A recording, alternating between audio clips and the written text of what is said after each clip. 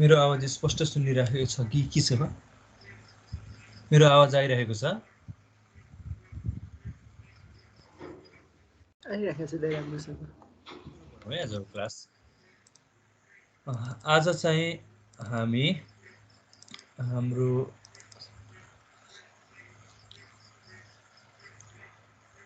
चौथो दिन है।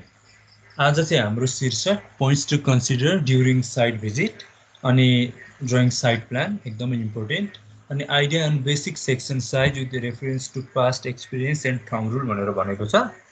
हामी आज यति टपिक चाहिँ कभर गर्छौँ। अब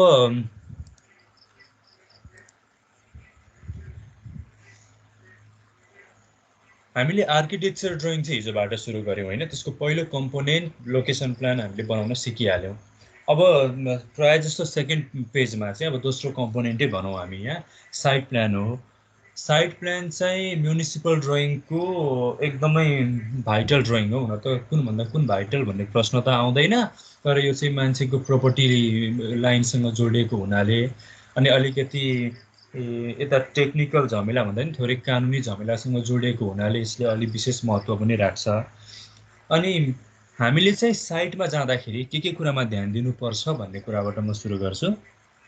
सबैभन्दा सुरुमा चाहिँ प्राय फ्रेसरले भोग्ने गरेको समस्या म एउटा भन्छु, जुन मैले पनि भोगेँ। जस्तो सुरुपल्ट साइटमा जाँदाखेरि चाहिँ त्यो साइटको बारेमा एक्सप्लेन कसले गर्छ भन्दाखेरि त्यहाँको ओनरले नै गर्छ होइन। मेरो यतापट्टिको कुना चाहिँ यो, उतापट्टिको कुना चाहिँ यो, अगाडि यता पछाडि यता भनेको हाम्रो जानकारीको स्रोत भनेको सिर्फ ओनर नै हुने गर्छन्। अनि अब हामी सिर्फ त्यहाँको लम्बाइ चौडाइहरू नाप्छौँ। अनि कहिले पनि डायगोनल नाप्न चाहिँ नबिर्सिनु। कहिले पनि साइटमा जाँदाखेरि डायगोनल नाप्न बिर्सिनु हुँदैन। इभन रुमाले जग्गा भनेको चार मोडा सबै मिलेको होइन, त्यो भयो भने डायगोनल सेम आउनुपर्ने हो होइन। अब कहिलेकाहीँ प्रायः जसो केसमा डायगोनल सेम आउने जग्गा हत्तपत्त हुँदैन है। अनि त्यो भएको हुनाले हामीले दुवैतिरबाट डायगोनल पनि नाप्यौँ भने हामीलाई थप सजिलो हुन्छ। अनि जस्तो अब यदि हाम्रो त्यो जग्गाको बााउन्ड्रीको 4 किलाको सूचनाको स्रोत चाहिँ सोल्ली ओनर मात्रै हुने हो भने चाहिँ समस्या के हुन्छ भने हामीले त्यसको आधारमा सबै नक्साहरू बनाउला होइन, साइट प्लान बनाउला, त्यस पछाडि अरू नक्साहरू पनि सबै बनाउला। अनि हिजो जुन मैले त्यो फ्लो चार्टको कुरा देखाएँ नि, त्यो 15 दिने सधैँको नाममा चाहिँ जानकारी त्यो सूचना टाँसिसके पछाडि बल्ल चाहिँ स्थानीय निकायबाट त्यहाँको अब एकजना ओभरसियर अथवा अमिन अथवा इन्जिनियर कोही आएर चाहिँ फिल्ड भेरिफाई गर्ने हो नि त। अब त्यति बेला फरक पर्दियो भने हामीले 3 प्रति नक्सा चाहिँ अलरेडी प्रिन्ट गरिसकेको हुन्छ। अब त्यतिले गरेर सबै नक्सा सच्याउनु पर्ने केसेसहरू पनि आउँछ। त्यो भएको हुनाले एकदमै स्मार्ट तरिका चाहिँ के हो भने जहिले पनि साइटमा जाँदाखेरि हामीले चाहिँ एउटा कुरा अर्को कुरा के पनि हो भने जस्तो हामीले नै गएर साइटमा नाप्यौँ भने क्रस भेरिफिकेसन चाहिँ हामीले गर्नुपर्छ। जस्तो हामी साइटमा नाप्छौँ, ओनरको कुरा पनि सुन्छौँ होइन। अनि त्यस पछाडि हामीसँग ब्लु प्रिन्ट त हुन्छ नि त, ब्लु प्रिन्ट हुन्छ, ट्रेस म्याप हुन्छ, त्यसपछि ध्वनि पूर्जा हुन्छ।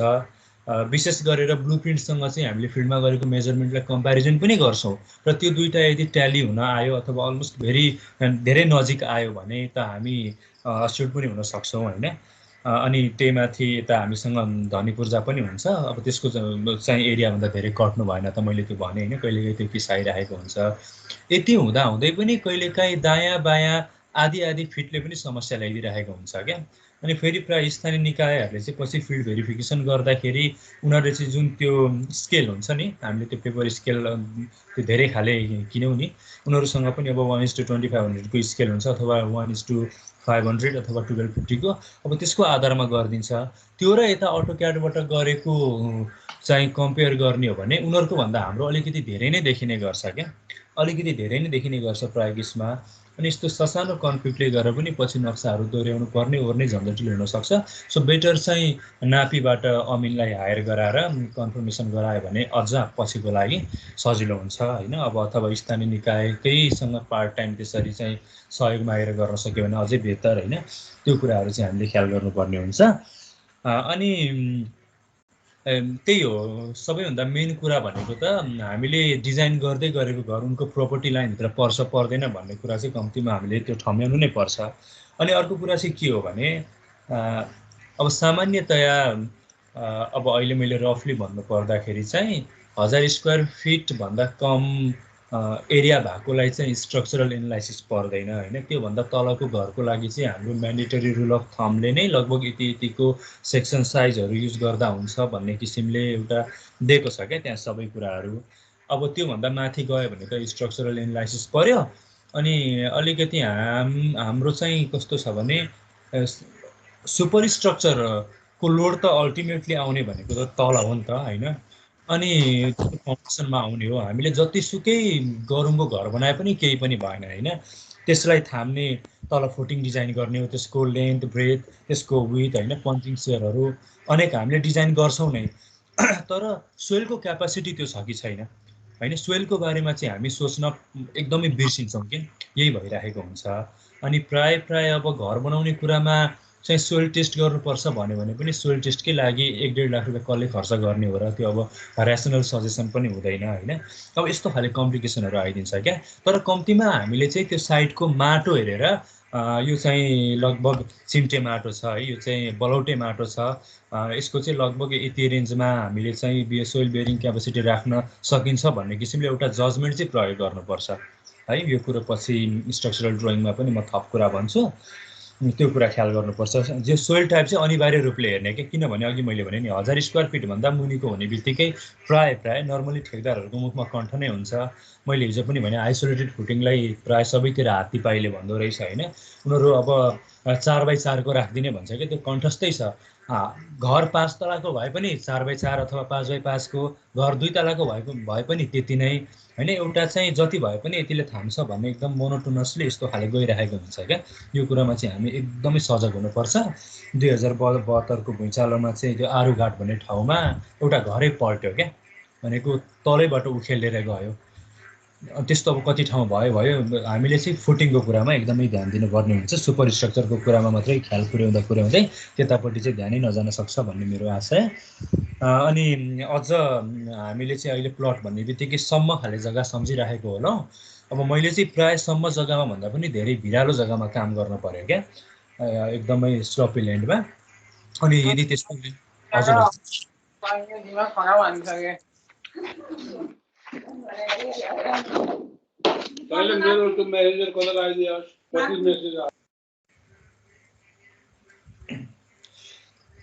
अनि मैले चाहिँ अलिकति भिरालो जग्गाहरूमा पनि अलि धेरै काम गरेँ होइन। यदि अब तपाईँहरू भिरालो जग्गामा जाँदै हुनुहुन्छ भने चाहिँ जस्तो भिरालो जग्गा भनेको तपाईँ कस्तो कल्पना गर्नुहोस् भने एउटा रोड लेभल भन्दा तपाईँको घर चाहिँ मुनि बन्दैछ क्या। त्यस्तो केसमा चाहिँ अगाडिबाट सोइल प्रेसर पनि आउने भयो नि त।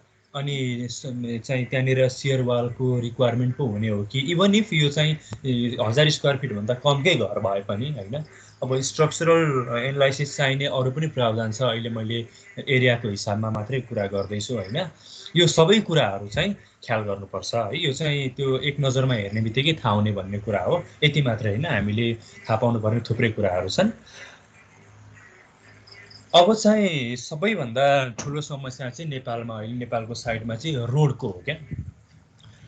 हामीले साइडमा जाँदाखेरि त्यो प्रोपर्टी बााउन्ड्री फिक्सेसनको कुरामा मात्रै होइन, त्यो अगाडि हुने रोडको कुरामा नि एकदमै ख्याल पुर्याउनुपर्छ। कस्तो ख्याल पुर्याउनुपर्छ भन्नुहुन्छ भने तपाईँहरूको रोड चाहिँ अहिलेको मानौँ त्यहाँ 16 फिट छ अरे होइन। भनेपछि अब तपाईँले साइड प्लान बनाउनु हुँदा अथवा घर बनाउनु हुँदाखेरि अब अगाडि 16 फिट छ अनि त्यसलाई चाहिँ एउटा निश्चित सेटब्याक छोडेर बनाउनुपर्छ भन्ने किसिमले मात्रै बनाउने होइन। त्यो सडक चाहिँ बा अर्को योजनामा परेको छ कि होइन, त्यो चाहिँ बढ्नेवाला छ कि, यो कुरालाई पनि तपाईँहरूले ख्याल गर्नुपर्छ। अनि त्यो रोडको सेन्टर लाइनबाट चाहिँ जुन हाम्रो सडकतिर फर्केको मोड हुन्छ जग्गाको हरेक कुनासम्मको डिस्टेन्सहरू नाप्नु भयो भने अझै एकुरेट हुन्छ। अनि पछि यता साइड के अरे हाम्रो ब्लु प्रिन्टमा भएको नक्सासँग ट्याली गरेर हामीले गऱ्यौँ भने चाहिँ धेरै एकुरेट हुन्छ है त्यो कुरा। अब साइट प्लान बनाउँदाखेरि हामीले ख्याल गर्नुपर्ने केही कम्पोनेन्ट्सहरू छन्। अब पहिलो कम्पोनेन्ट भनेको चाहिँ राइट अफ वे। अहिले भर्खरै पनि मैले भने सडक अधिकार क्षेत्र भनेर भन्छ। पछिल्लो समय नेपालमा चाहिँ सडकहरू स्तरोन्नति हुने यो चाहिँ एकदमै बढिरहेको छ क्या यो खाले सिस्टम। अनि तपाईँले साइडमा जति देख्नुहुन्छ त्यति नै हो भन्ने आधारले तपाईँ अगाडि बढ्नुभयो भने तपाईँहरूले धेरै दुःख पाउनुहुन्छ है। धेरैजनाले भोग्ने गरेको समस्या हो। त्यहाँको स्थानीय निकायसँग बुझेर यो प्राय स्थानीय निकायले आफ्नै कार्यविधि पनि बनाएको हुन्छ क्या। अनि त्यो सडक चाहिँ कुन योजनामा परेको छ, त्यसको राइट अफ वे कति छ, त्यसमा छोड्नुपर्ने सेटब्याक कति हो भनेर त्यहाँनिर पनि लेखिदिएको हुन्छ। त्यो कुरा ख्याल गर्नु पर्यो, राइट अफ वेको कुरा है। अनि अर्को भनेको चाहिँ सेटब्याक। सेटब्याकको बारेमा तपाईँहरूले पनि पढ्नुभयो होला। सेटब्याक भनेको चाहिँ कस्तो भन्नुहुन्छ भने, मानौ एकछिनको लागि इमेजिन गर्नुहोस्, तपाईँको घरको रोडतिरको फेस चाहिँ 30 फिट छ अरे है, रोडतिर फर्केको फेस 30 फिट, अनि पछाडितिर चाहिँ 60 फिट छ अरे एकछिनको लागि। अब 60 फिट इन्टु 30 फिट त तपाईँकै प्रोपर्टी हो नि त होइन। तर रोडतिरबाट चाहिँ सेटब्याक छोड्नु भनेको तपाईँले आफ्नै जग्गाको पनि थोरै 4-5 फिट 6 फिट 7 फिट होइन, आफ्नो आफ्नो मापदण्ड हुन्छ हरेक स्थानीय निकायको। त्यो नि कमर्सियलको लागि एउटा होला, रेसिडेन्सियल घरको लागि एउटा होला, त्यो छोड्नु पर्ने हुन्छ। यो सेटब्याक छोड्नुको अर्थ चाहिँ के हो भने, तपाईँले सेटब्याक छोडेको जग्गा आफैले उपभोग गर्न पाउनुहुन्छ, बस हामीले चाहिँ त्यो पिलर गाड्न पाउँदैनौँ क्या, हामीले हाउस चाहिँ त्यहाँबाट सुरु गर्न पाउँदैनौँ है। त्यो सेटब्याकको कुरा चाहिँ त्यो हुन्छ। अनि त्यो चाहिँ किन गरेको भन्दाखेरि,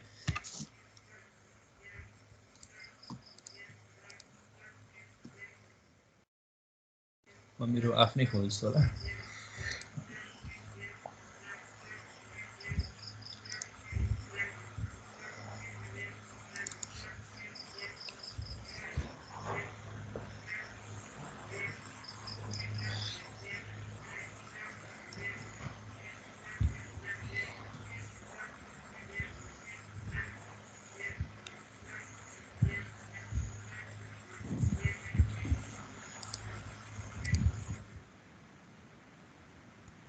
एकछिनको लागि चाहिँ म एउटा रोड बनाउँछु है, सिम्पली म एउटा रोड बनाउँछु।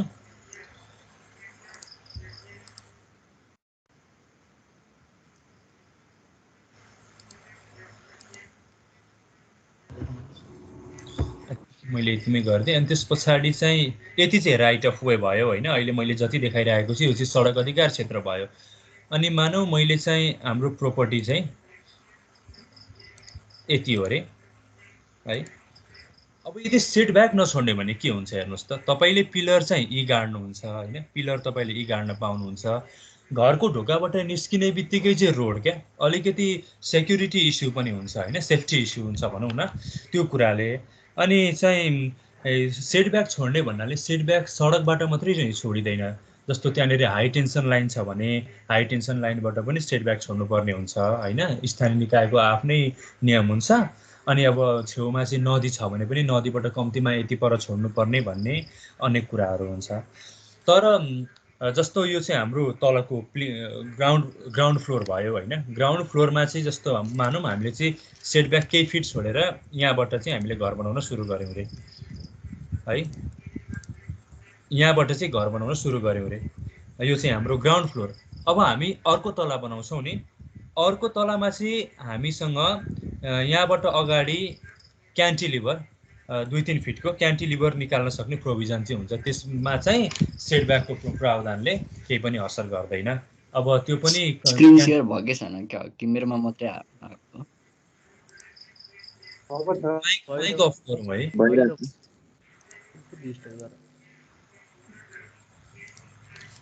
म फेरि पनि रिपिट गर्छु। सेटब्याक सडकबाट छोड्ने कुरामा जस्तो राइट अफ वे सेटब्याकको कुरामा चाहिँ हामीले सबैभन्दा तलको फ्लोरमा चाहिँ सेटब्याक छोड्यौँ होइन।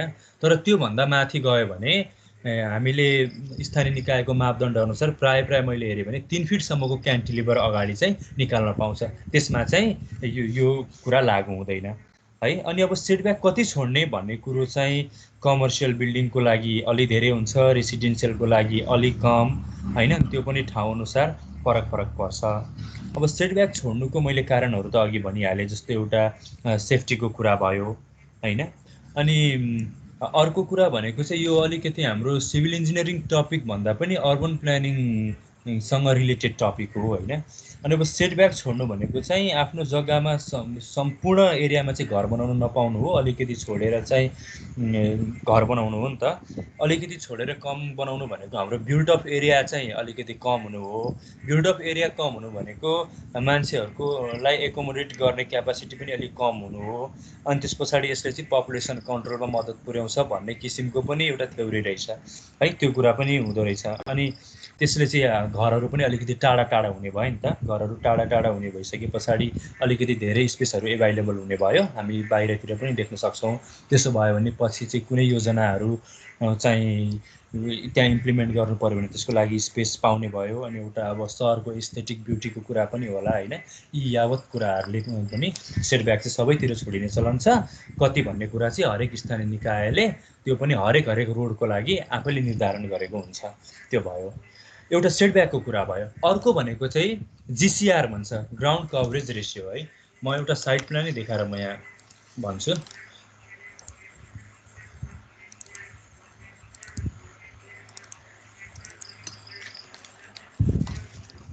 जिसिआर ग्राउन्ड कभरेज रेसियो भनेको चाहिँ जस्तो तपाईँसँग चाहिँ 4 आनाको जग्गा छ होइन।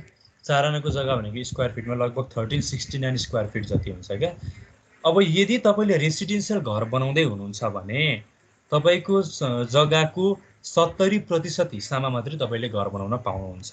यदि कमर्सियल घर हो भने 60% हिस्सामा मात्रै घर बनाउन पाउनुहुन्छ, सबैतिर ओगट्न पाइँदैन है। अब त्यो पनि प्राय सबै स्थानीय निकायमा सेम नै छ। तर महानगरकोमा चाहिँ थप एउटा प्रावधान पनि मैले अस्ति देखेको थिएँ। प्रोभिजनै यो 60 र 70कै हो। तर यदि प्लट एरिया चाहिँ 1 रोपनी भन्दा धेरै रहेछ भने जिसिआर चाहिँ 40% भन्दा धेरै हुन नपाउने भने जस्तै मैले त्यो देखेको थिएँ। त्यो पनि हरेक स्थानीय निकाय अनुसार फरक पर्न सक्छ। तर सबै एरियामा चाहिँ हामीले बनाउन पाइँदैन है। त्यो चाहिँ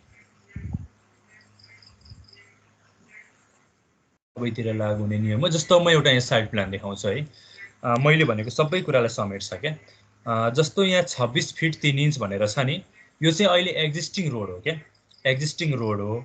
अनि मैले के थाहा पाएँ भने यो रोड चाहिँ बढ्नेवाला रहेछ क्या। यो चाहिँ मध्य पहाडी राजमार्गमा पर्ने रहेछ बजार क्षेत्रभित्र। अनि यो चाहिँ पछि चाहिँ यति 36 फिट जति हुने रहेछ होइन। 36 फिट जति नै 36 फिट हुने रहेछ। अब त्यस्तो किसिममा के हुन्छ भन्दाखेरि पहिलाको जुन यो 26 फिट 3 इन्च हो नि, यसको सेन्टर कहाँ पर्छ हामीले त्यो डिटरमाइन गर्नु पर्यो है। त्यस पछाडि अब बढेर 36 फिट हुने हो नि, बढेर 36 फिट हुने हो भने अगाडिको जस्तो अगाडिको 26 फिट 3 इन्चको सेन्टर लाइनबाट बायाँतिर 18 फिट र दायाँतिर 18 फिट त्यो चाहिँ सडक अधिकार क्षेत्र हुन्छ क्या। एकैतिर पेलिँदैन, सेन्टर लाइनबाट दुवैतिर बराबर पेलिन्छ है। त्यो आधारले यो अहिलेको एक्जिस्टिङ 26 फिट 3 इन्चको मैले सेन्टर लाइन पत्ता लगाएँ होइन। अनि त्यस पछाडि चाहिँ जम्मा जम्मी 36 फिट अब बढेर चाहिँ सडक अधिकार क्षेत्र हुन्छ भने थाहा पाइसके पछाडि यहाँबाट म यता हाम्रो साइड प्लान जुन चाहिँ हाम्रो कन्सर्नको विषय हो त्यतापट्टि 18 फिट गए है। भनेपछि यति चाहिँ अबको हाम्रो सडक अधिकार क्षेत्र भयो। अनि त्यो सडक अधिकार क्षेत्र बाहेक यहाँ चाहिँ मैले मापदण्डभन्दा अलिक पछाडि नै सेटब्याक अझै धेरै नै छोडिदिएको छु होइन। यसरी सेटब्याक छोडेर बल्ल यो घर चाहिँ यहाँबाट सुरु हुन्छ है। त्यो कुरा भयो है। अनि जस्तो यहाँनिर चाहिँ ल्यान्ड एरिया यति थियो अनि ग्राउन्ड कभरेज रेसियो चाहिँ 36% हो। यो चाहिँ कमर्सियल बिल्डिङ भएको हुनाले 60% कभरेजसँग सम्म पाइन्छ। तर यहाँ चाहिँ अब 36% नै भन्यो। यो चाहिँ क्लाइन्टको डिमान्ड अनुसार नै हो। जे होस् 60% भन्दा धेरै चाहिँ गर्न पाइन्थेन यहाँ। त्यो कुरा पनि हामीले ख्याल गर्नु पर्यो। यदि रेसिडेन्सियल हुन्छ भने 70%सम्म पाउँछ। अनि त्यो पनि अघि मैले भने काठमाडौँ महानगरको वेबसाइटमा गएर हेर्न सक्नुहुन्छ। यदि काठमाडौँ महानगरभित्र गर्दै हुनुहुन्छ भने 1 रोपनी भन्दा माथिको लागि चाहिँ त्यो 40% जति रहेछ। अरू स्थानीय निकायको पनि आफ्नो आफ्नो नियमहरू हुनसक्छ। यो कुरा पनि ख्याल गर्नु पर्यो है। अब सबैभन्दा इम्पोर्टेन्ट त नभनौँ तर धेरैजना झुक्किने विषय अथवा अलिकति मलाई अस्पष्ट भएको जस्तो लाग्छ क्या। इभन स्थानीय निकायकै कर्मचारी इन्जिनियर ओभरसियरहरू पनि यो फार भन्ने कुरामा म एकदमै ठुलो कन्फ्युजन भेट्टाउँछु क्या उहाँहरूमा। जस्तो फार फ्लोर एरिया रेसियो भन्यो है। म एउटा एक्सेल सिटैबाटै बुझाउँ होला है, त्यसो भयो भने अझै सजिलो हुन्छ होला।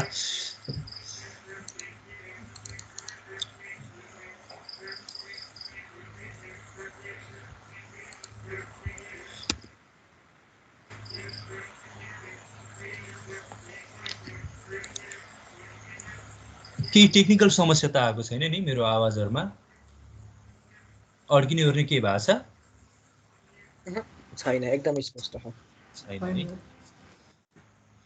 ल अब म फारको कुरा गर्दैछु है यो फार भन्ने कुरो चाहिँ एकदमै धेरै जनाको कन्फ्युजनको विषय भएको हुनाले म भन्दैछु हुन चाहिँ हामीले पनि हाम्रो सिलेबसमा पढ्न चाहिँ पढेको हो हैन अनि त्यहाँ पनि यस बारेमा हुनु नै पर्छ फार भन्ने बित्तिकै एफएआर फार है यो भनेको चाहिँ फ्लोर एरिया रेशियो हो क्या फ्लोर एरिया रेशियो है फ्लोर एरिया रेशियो भन्ने बित्तिकै तपाईहरु कसरी बुझ्नुस् भने सम अफ all floors हैन डिवाइड बाइ प्लट एरिया भनेर बुझ्नुहोस् अब यो प्लट एरिया भनेको चाहिँ मैले इक्वल्स टु पनि हालेछु यहाँ त्यही भएर अब प्लट एरिया भनेको चाहिँ तपाईहरुमा एउटा जिज्ञासा आउन सक्छ अब यो प्लट एरिया भनेको चाहिँ अघि त्यो सेटब्याक घटाइवरीको प्लट एरिया हो कि होइन भन्ने कुरा आउँछ होला होइन ओरिजिनल प्लट एरिया जति हो त्यसलाई नै हामी यहाँ कन्सिडर गर्छौं सो sum of all floors by plot area अब यो सम अफ अल फ्लोर्स भनेको के हो त भन्दाखेरि जस्तो म यहाँ भन्छु ल यसैबाट म बुझाउँछु यसको ल्यान्ड एरिया चाहिँ कति थियो भन्दाखेरि 2053.18 स्क्वायर फिट थियो है जस्तो ल्यान्ड एरिया चाहिँ 2053.18 स्क्वायर फिट थियो है अब चाहिँ म सम अफ फ्लोर्स भनेर भन्छु ल यो सम अफ फ्लोर्स भनेको सबै फ्लोर्सहरुको समेसन भनेर बुझिदियौं हामीले हैन त्यो भनेको कति हुन्छ भन्ने कुरा आयो अब एकपल्ट यहाँ हेरौं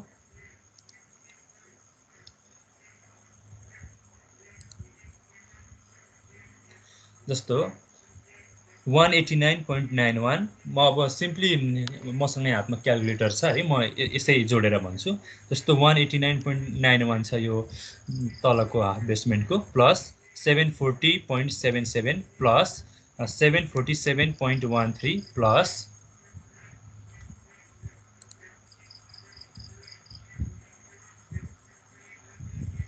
फर्स्ट फ्लोरको कति छ भन्दाखेरि 791.63 प्लस अब यो टप फ्लोर प्लानमा म यस बारेमा भन्छु प्लस 211.21 अब म एउटा जिज्ञासा पनि मेटाइहाल्छु ल जस्तो यो फर्स्ट फ्लोर प्लान र टप फ्लोर प्लान हेर्नुस् त दुईटैको एरिया त बराबर जस्तो देखिन्छ हैन तर एउटाको चाहिँ 791.63 अनि अर्को चाहिँ 211.21 यो किन भन्ने कुरा आउँछ है यो चाहिँ कस्तो छ भन्नुहुन्छ नि यो घरको आर्किटेक्चर चाहिँ यो भर्याङ छोप्नको लागि सबैभन्दा माथि चाहिँ यति भागमा मात्रै हामी त्यो स्ल्याबले स्टेयरकेस कभर भनौं न है छोपिन्छ क्या बाँकी चाहिँ टेरेस हो यो एरियामा चाहिँ के कन्सिडर गरिन्छ भन्नुहुन्छ नि माथिको त्यो रुफको जुन अनकभर्ड एरिया हुन्छ त्यो चाहिँ कन्सिडर गरिदैन क्या त्यो कहिले नि कन्सिडर गरिदैन अनि अथवा सबैभन्दा माथि मात्रै हैन यदि अगाडि टेरेस निकाल्यो अनि माथि स्ल्याबले चाहिँ त्यसलाई कभर गरेको छैन भने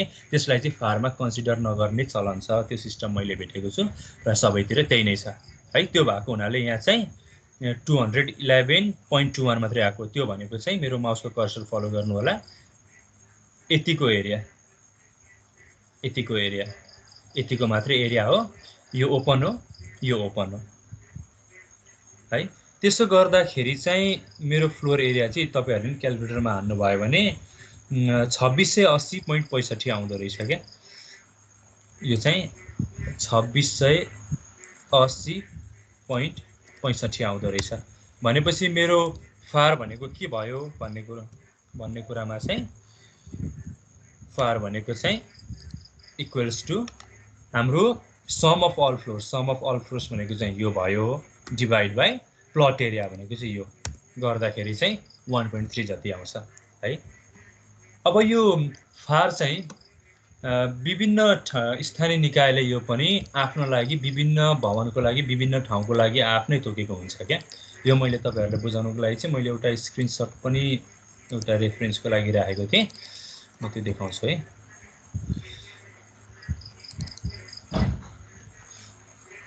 अनि यो किन चाहिँ फार कुनैमा धेरै कुनैमा कम कन्सिडर गरेको भन्ने कुरामा म आउँछु जस्तो यो काठमाडौँ महानगरको रहेछ हैन अब यहाँ हेर्नुहुन्छ भने फार चाहिँ व्यापारिक उपक्षेत्र अनि बाक्लो मिश्रित बसोबास उपक्षेत्र अनि अन्य आवासीय उपक्षेत्र भनेर यसरी क्याटेगोराइज गरेको छ। यहाँभित्र पनि विभिन्न खाले बिल्डिङ्सहरू छन्।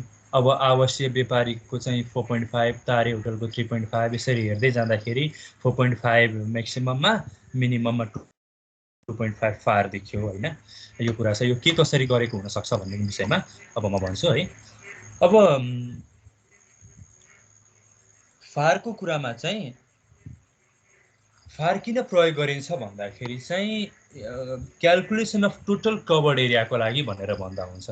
किनभने FAR equals to sum of all floors by plot area. मैले त्यसो भने नि, फार भनेको हरेक स्थानीय निकायले अथवा सरकारले नै भनौँ न आफ्नो ठाउँको लागि तोकेकै हुँदो रहेछ। यो कन्स्ट्यान्ट भयो होइन, फार कन्स्ट्यान्ट भयो, प्लट एरिया पनि कन्स्ट्यान्ट हुन्छ होइन।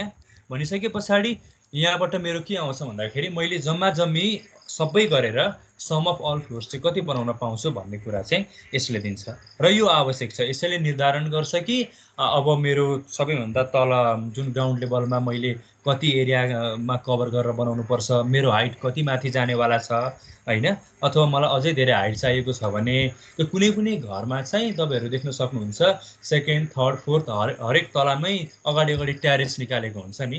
अब कतिपय त अब एउटा आर्किटेक्चरल दृष्टिकोणबाट पनि होला, एस्थेटिक ब्युटीको दृष्टिकोणबाट पनि होला, कतिपयमा चाहिँ फारको मापदण्डबाट जोगाउन पनि त्यसो गर्ने गरिन्छ है। मैले नै एउटामा त्यसो गरेको छु, मैले होइन मैले नि, मलाई एकजना सिनियरले चाहिँ यसबारेमा भन्नुभएको थियो, त्यसरी हामीले एउटा घरमा काम गरेका थियौँ। अब यसलाई अझै इलेबोरेट गर्नको लागि चाहिँ हामी कस्तो गरौँ भने एउटा स्याम्पल क्यालकुलेसन जस्तै हेरौँ न, अनि अझै स्पष्ट हुन्छ। जस्तो मानौँ हाम्रो चाहिँ प्लट एरिया चाहिँ 4 आनाको छ अरे है। 4 आना भनेको चाहिँ 1369 स्क्वायर फिट जति हुन्छ क्या। यो चाहिँ पपुलर एरिया प्रायः सबैको 4 आना भएको हुनाले अलि मलाई कन्ठ भएको। प्लट एरिया चाहिँ 1369 छ अरे होइन। अनि मानौँ हाम्रो लागि फार चाहिँ एकछिनको लागि 3.5 छ अरे, 3.5 दिएको छ अरे है। भने अब म के थाहा पाउन सक्छु भने यहाँबाट चाहिँ सम अफ फ्लोर्स भनौँ न, सम अफ फ्लोर एरिया चाहिँ कति हुन्छ भनेर म थाहा पाउन सक्छु होइन। सम अफ फ्लोर एरिया कति हुन्छ भनेर थाहा पाउन सक्छु। यसलाई म डिलिट गरिदिन्छु। सम अफ फ्लोर एरिया भनेको सिम्पली कति हो, प्लट एरिया टाइम्स फार होइन। भनिसके पछाडि अल टुगेदर 4791.5 चाहिँ मेरो अब बिल्ट अफ एरिया हुँदो रहेछ क्या। भनेको सम अफ फ्लोर एरिया चाहिँ यति हुन पर्दो रहेछ है। यहाँबाट हामीलाई यो जानकारी प्राप्त हुने भयो। तर अब अर्को एउटा कुरा के छ भने हाम्रो प्लट एरिया चाहिँ 1369 स्क्वायर फिट छ। अघि मैले के पनि भनेको छु भने हाम्रो टोटल प्लट 1369 स्क्वायर फिट हो भने अब मानौँ हाम्रो जिसिआर यो चाहिँ रेसिडेन्सियल भवन हो अरे होइन। जिसिआर चाहिँ रेसिडेन्सियल भन्ने बित्तिकै 70% हुने भयो होइन, 70% हुने भयो। अब मैले चाहिँ तल ग्राउन्ड लेभलमा प्लिन्थ एरिया चाहिँ कति बनाउन पाउने भए भन्दाखेरि चाहिँ जस्तो 70% मैले बनाइदिएँ अरे होइन। 70% इन्टु यो गर्दाखेरि चाहिँ प्लिन्थ एरिया चाहिँ मैले 958.3 स्क्वायर फिट भन्दा धेरै बनाउन पाउने भएन है। यहाँभन्दा धेरै बनाउन पाइने भएन, हामीले पाउने भएनौँ नि होइन। यहाँसम्म हामी क्लियर भयौँ होला। अब टोटल बनाउन पाउने 4791.5, प्लिन्थ एरिया हामीले योभन्दा धेरै बनाउन नपाउने। त्यसो भए त्योभन्दा माथिको अरू स्टोरीहरू पनि बराबर एरियाको बनायो भने नम्बर अफ स्टोरी हामीले कतिको बनाउन सक्यौँ त भन्दाखेरि चाहिँ नम्बर अफ स्टोरी कतिको बनाउन सक्यौँ भन्दाखेरि चाहिँ अब जस्तो यहाँबाट हेरौँ न, यो डिभाइड बाई यो भन्दाखेरि हाम्रो 5 तलाको जाने रहेछ है। ठ्याक्कै 5 पो आयो त, ठ्याक्कै 5 तला बनाउन सकिने रहेछ यदि हामीले अब प्लिन्थ एरिया चाहिँ यति 70% राख्यौँ अरे। अब जस्तो हामीले प्लिन्थ एरिया चाहिँ घटायौँ अरे क्या। जस्तो हामीले प्लिन्थ एरिया चाहिँ एकछिनको लागि भनौँ 800 स्क्वायर फिट जति मात्रै बनायौँ अरे होइन। 800 मात्रै बनायौँ अरे भने यो डिभाइड बाई यो गर्दाखेरि त नम्बर अफ स्टोरी अब बढ्ने भयो नि त होइन। भनिसके पछाडि हामीले यहाँबाट के बुझ्न पर्यो भने हामीले चाहिँ प्लिन्थ एरिया जति घटायौँ हाम्रो चाहिँ नम्बर अफ स्टोरेज तपाईँहरूले ख्याल गर्नुभयो यहाँ बढ्दै गएको छ नि होइन। जस्तो प्लिन्थ एरिया चाहिँ होइन म चाहिँ 600 स्क्वायर फिटमा मात्रै बनाउँछु भन्यो भने नम्बर अफ स्टोरेज चाहिँ अब 8 तलाको भयो क्या। अनि यहाँबाट चाहिँ म के कन्क्लुजनमा पुगेँ भने जस्तो यो फार भन्ने कुरा चाहिँ किन इम्प्लिमेन्ट गर्नु पर्यो त भन्दा यसको विभिन्न कारणहरू छ क्या। यो पनि अर्बन प्लानिङसँग सम्बन्धित टपिक हो होइन। अनि अब यहाँबाट पनि हामी विचार गरौँ, हामीले चाहिँ प्लिन्थ एरिया जति घटाइराखेको छ नम्बर अफ स्टोरी चाहिँ त्यति नै बढिराखेको छ होइन। यसको मतलब चाहिँ के हो भन्नुहुन्छ भने अलिकति यसले चाहिँ यो हाम्रो भर्टिकल डेभलपमेन्टको कुरालाई, हाम्रो हाई राइज बिल्डिङहरू बनाउने कुरालाई अलिकति धेरै प्रोत्साहन दिए जस्तो बुझ्यो नि त होइन। त्यो भनेको अघि जस्तो मैले सेटब्याकको पनि कुरा गरेँ, सबै चाहिँ प्रोपर्टी लाइनलाई घर बनाएर त्यो कन्क्रिटको जङ्गल बनाउनु हुँदैन भन्ने किसिमको तर्कहरू पनि सुनिन्छ होइन। बरु माथि भर्टिकल डेभलपमेन्टलाई अलिकति यसले प्रायोरिटाइज गर्न खोजे पनि लाग्यो। अब अघि पनि मैले यो फोटो देखाएँ होइन। अब यो फार चाहिँ यसमा कुनैमा 4.5 कुनैमा 3.5, त्यो पनि व्यापारिक उपकेन्द्रको लागि एउटा, यसको लागि एउटा, यसको लागि एउटा होइन। यो चाहिँ एक्सपोर्ट टिम, यो कुरा चाहिँ केमा डिपेन्ड गर्छ भन्ने कुरा हो क्या। जस्तो जेनरली हेर्ने हो भने यो फारहरू चाहिँ अलिकति डेन्सली पपुलेटेड एरियामा अलि धेरै हुन्छ भनेको फार चाहिँ भनौँ न population density of the area, यो कुरामा एकदमै डिपेन्ड गर्छ। अब यदि तपाईँले ख्याल गर्नुभयो भने काठमाडौँको फार भन्दा चितवनको अलिकति कम छ, चितवनको भन्दा चाहिँ यता धरानको अलिकति कम छ। जति चाहिँ तपाईँको पपुलेसन डेन्सिटी हाई भयो फार पनि त्यति नै बढ्ने भयो। फार बढ्नु भनेको के हो, अघि पनि मैले क्यालकुलेसनबाट देखाएँ। फार बढ्नु भनेको चाहिँ तपाईँको यो सम अफ फ्लोर एरिया बढ्नु हो होइन। अनि त्यस पछाडि यता जिसिआरको कुराले रेस्ट्रिक्सन गरिहाल्छ, अनि यसले अलिकति त्यो भर्टिकल डेभलपमेन्टलाई चाहिँ प्रोत्साहन गर्छ भन्ने कुरो अघि मैले त्यो भनिहालेँ होइन। अब त्यो ठाउँको पपुलेसन डेन्सिटीको कुरा भयो अथवा पपुलेसन ग्रोथ रेटकै कुरालाई लिएर पनि भयो। अनि अर्को कुरा भनेको चाहिँ पपुलेसन ग्रोथ रेट, अनि त्यस पछाडि त्यो ठाउँको पपुलेसन डेन्सिटीलाई हेरेर मात्रै पनि हुँदैन क्या। जस्तो अघि मैले भर्खरै भने होइन, त्यो भर्टिकल डेभलपमेन्टलाई प्रोत्साहन गर्छ भनेर, त्यसको लागि त त्यहाँनिर त्यो किसिमको स्किल्ड ह्युमन रिसोर्सहरू हुनु पर्यो होला, त्यो किसिमको अरू इन्फ्रास्ट्रक्चरहरू बिल्डअप भएको हुनु पर्यो होला होइन। त्यही भएर त्यो ठाउँ चाहिँ पूर्वाधारको दृष्टिकोणले कतै विकसित छ त्यो कुराले पनि यसमा भूमिका खेल्छ। अनि अब अर्को इन्भाइरोमेन्टल कन्सर्नको कुरा त अवश्य पनि हो होइन। इन्भाइरोमेन्टल कन्सर्नकै लागि नै हो यो सबै गर्ने। अब यो मैले अहिले भनेको फ्याक्टर्सहरूलाई मध्यनजर गरेर अब यसो यहाँ हेरौँ त। जस्तो मेरो चाहिँ ठ्याक्कै यहाँ आँखा चाहिँ कहाँ पऱ्यो भन्नुहुन्छ भने यो विद्यालयमा पऱ्यो क्या। विद्यालयमा चाहिँ 2.5 मात्रै रहेछ होइन। अनि अब व्यापारिक कम्प्लेक्समा चाहिँ 3.5 जति रहेछ क्या। अब यसमा फार कम हुनु भनेको चाहिँ यता चाहिँ सम अफ फ्लोर एरिया चाहिँ कम हुनु हो होइन। सम अफ फ्लोर एरिया कम हुनु भनेको चाहिँ यसले चाहिँ अलिकति धेरै ओपन स्पेस डिमान्ड गरे जस्तो देखियो नि त, जुन कुरो चाहिँ विद्यालय, कलेज, विश्वविद्यालय यस्तो कुराहरूमा आवश्यक छ हो। यस्तै यस्तै फ्याक्टर्सहरूलाई चाहिँ मध्यनजर गरेर फारहरू डिटरमाइन गरेको हुन्छ है। त्यो भएको हुनाले अब हामीले कसरी बुझ्नु पर्यो भन्नुहुन्छ भने साइड प्लान बनाउने कुरामा अघि मैले भने जस्तै राइट अफ वेको कुरालाई, सेटब्याकको कुरालाई, ग्राउन्ड कभरेज रेसियोको कुरालाई अनि फारको कुरालाई, यो कुरालाई हामीले अत्यन्तै धेरै ध्यान दिनुपर्छ र यो कुरालाई हामीले मेन्सन पनि गर्नुपर्छ।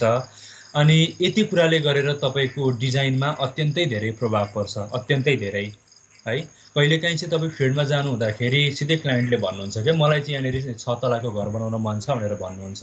तपाईँले भन्न सक्नु पर्यो कि यहाँनिर 6 तलाको घर भन्न सक्दैन किनभने फारले मलाई यसरी बन्देज लगाउँछ होइन। अथवा तपाईँको म यहाँ सबैमा घर बनाउँछु, सबै कभर गरेर भन्ने कुराहरू पनि आइरहेको हुन्छ।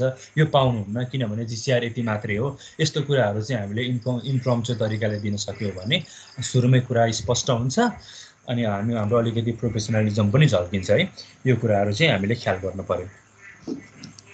यहाँसम्म कसैले के भन्नु छ?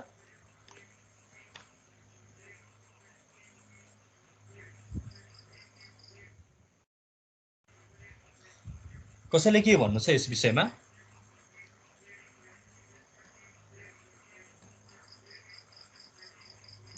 कोही बोलौँ त?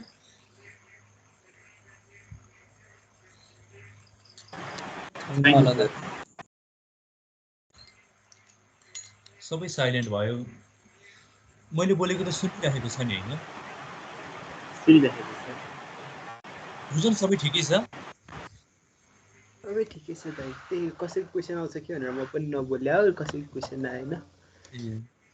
बुझेन होइन मैले अहिले भनेको कुरा? बुझाएको छ दाइ, बुझाएको छ।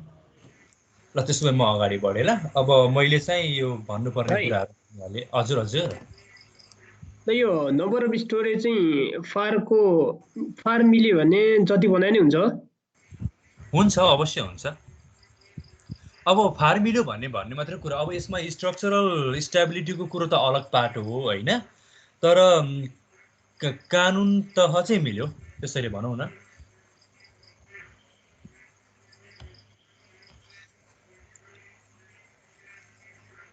यति चाहिँ सुरुमै चेक हुने कुरा हो क्या, कम्तीमा कानुनी रूपले चाहिँ यो यति तल जान्छ भन्ने कुरामा उल्झन आउनु भएन नि त। अनि फार चाहिँ एकदमै यो भाइटल फ्याक्टर हो क्या यसको लागि। अब हामी एउटा साइड प्लान राइट अफ वेमा चाहिँ त्यति छोडे छैन भन्दाखेरि त्यो पर्मानेन्ट स्ट्रक्चरलाई हटाएर पनि फाल्न सक्छ है सरकारले? मजाले सक्छ।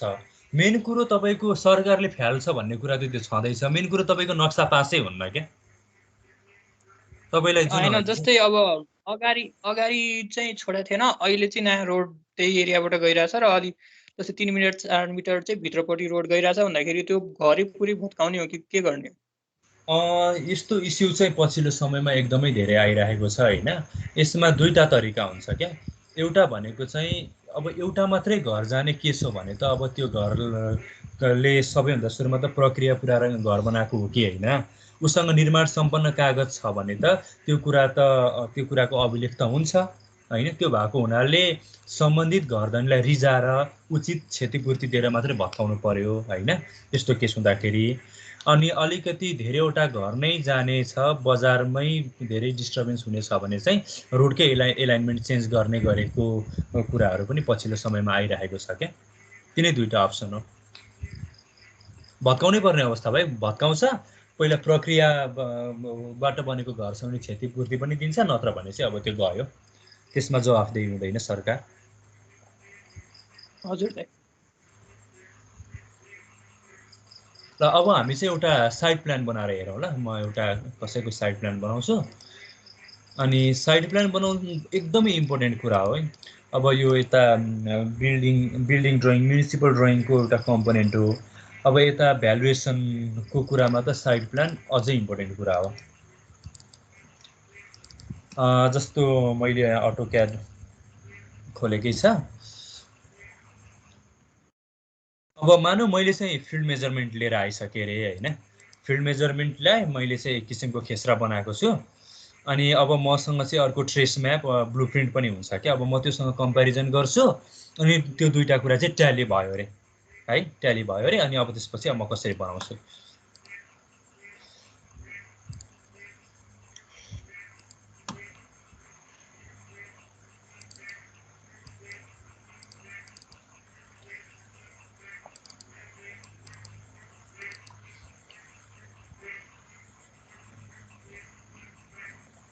जस्तो चाहिँ मैले यो गर्ने भयो अरे। यो चाहिँ ब्लुप्रिन्ट ट्रेस म्याप हो। यसको स्केल चाहिँ 1:2500 स्केलमा छ ल। म त्यो पनि देखाउँछु, त्यो कहाँ लेखेको हुन्छ।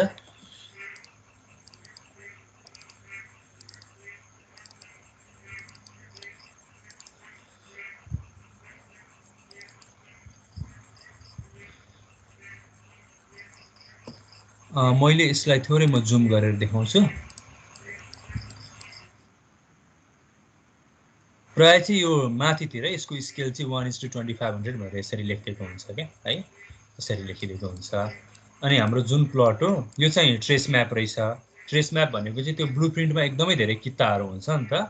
अनि त्यो हामीले नबुझ्न सक्छौँ भनेर नापी कार्यालयसँग चाहिँ त्यसको ओरिजिनल नै त्यो नक्सा, ओरिजिनल नै एउटा उनीहरूको मास्टर कपी जस्तै हुन्छ क्या, त्यहाँ चाहिँ एकदम स्पष्ट हुन्छ।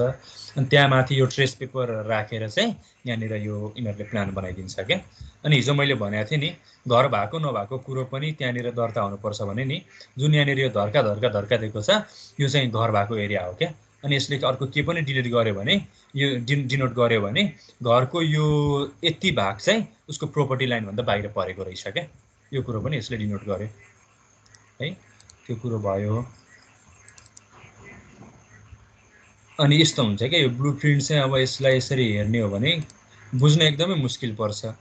अब यीबाट बनाउनु पर्यो भने चाहिँ एकदमै गाह्रो हुन्छ। त्यही माथि अब अटो क्याडमा चाहिँ हामीले जुम गरेर हेर्नु भने यो लाइनको पनि छेउतिरबाट लाइन तान्ने कि बिचतिरबाट लाइन तान्ने कि भित्रतिरबाट तान्ने कि त्यत्रो कन्फ्युजन हुन्छ क्या। यही कारणले चाहिँ नगरपालिका अथवा स्थानीय निकायको कर्मचारीहरू चाहिँ स्केल प्रयोग गरेर निकालेको लेन्थ र हामीले गरेको लेन्थमा अभियसली फरक पर्छ। प्राय समय हाम्रो अलिकति धेरै नै आइरहेको हुन्छ है। अब अहिले चाहिँ म चाहिँ यो ट्रेस म्यापबाट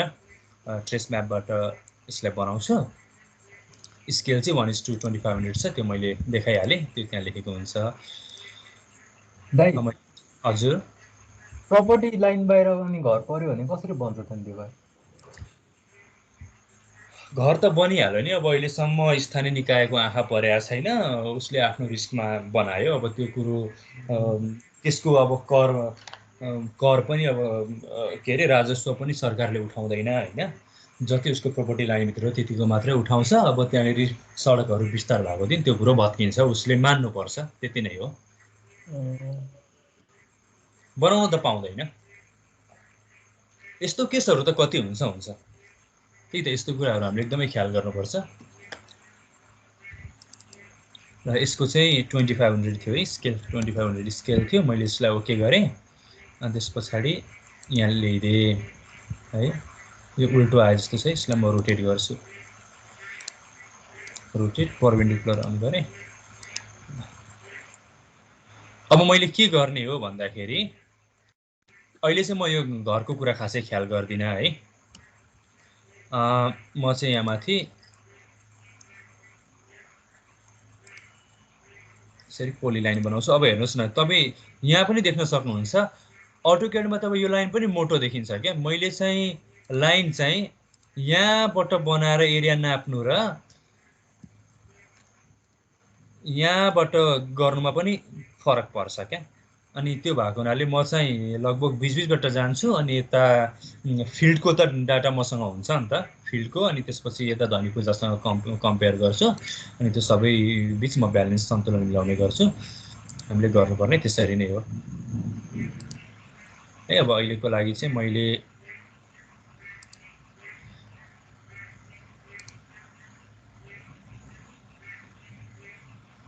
है लगभग यस्तो बनाएँ होइन। अब म एकपल्ट यसको एरिया हेरिहाल्छु। ए स्पेस ओ स्पेस होइन त कति आयो भन्दाखेरि 1590.85 है। 1590.85 भनेको चाहिँ अब कति हुन्छ भन्ने कुरा आयो। तपाईँहरूसँग के अरे स्क्वायर फिटलाई चाहिँ आनामा लानु पऱ्यो भने त्यो फर्मुला त छँदैछ। मसँग चाहिँ मोबाइलमै नापी भन्ने एप छ क्या।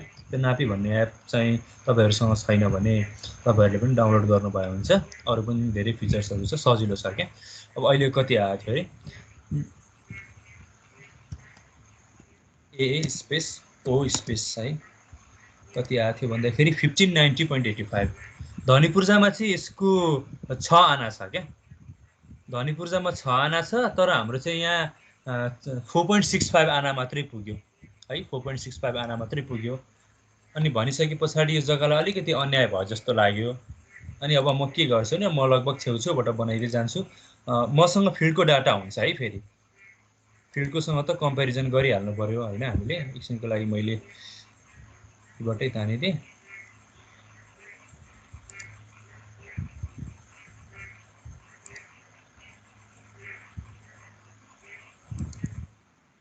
अब एकपल्ट हेरिएर अहिले चाहिँ 1807.16 है। अघि भन्दा धेरै फरक पर्यो नि।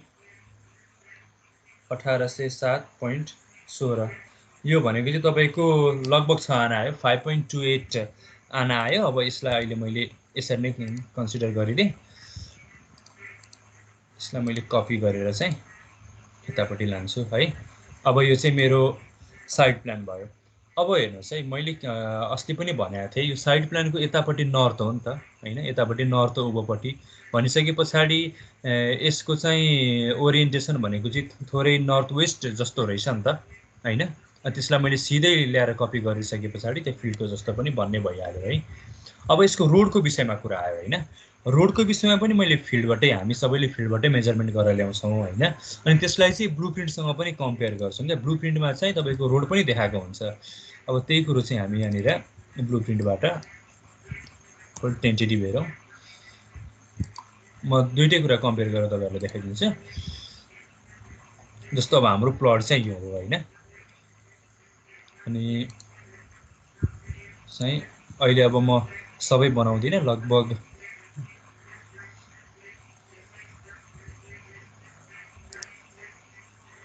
मैले एउटा यो मात्रै बनाएँ, यो खाले लाइन। अनि मेरो चाहिँ कस्तो छ भन्नुहुन्छ भने रोड चाहिँ यहाँबाट चाहिँ म अहिले अब रफली यस्तै होला भनेर बनाउँछु है। यो प्रोपर्टीपट्टिको चाहिँ यस्तो रहेछ, अनि अर्कोपट्टिको एकछिन मैले बनाइनँ। अब यसलाई मैले कपी गर्नु पऱ्यो नि। कपी गर्दाखेरि चाहिँ म यो पोइन्टको एबाउटबाट कपी गर्छु क्या है। यो पोइन्टको एबाउटबाट मैले कपी गर्नु भनेको यहाँनिर चाहिँ यो पोइन्टको एबाउटबाट कपी गर्नु हो नि त होइन, यो कर्नरबाट मैले त्यो टेक्निक लगाएको हो। अब हेरौँ त, यो जग्गाको चाहिँ मैले अर्को कुरा तपाईँहरूलाई भरे कन्फ्युजन हुनसक्छ होइन। यो रोड चाहिँ पछि कायम गरेको रोड भएको हुनाले यो जग्गाभित्र पसेको पनि हो होइन। अब यसको क्षतिपूर्तिहरूको आन्तरिक कुराको बारेमा चाहिँ त्यो अलगै कुरा छ। अब जे होस् रोड चाहिँ अब यसरी जानेवाला छ। अब यो रोड चाहिँ 8 मिटरको हो क्या, 8 मिटरको रोड हो। 8 मिटर भनेको तपाईँको फिटमा कति हुन्छ,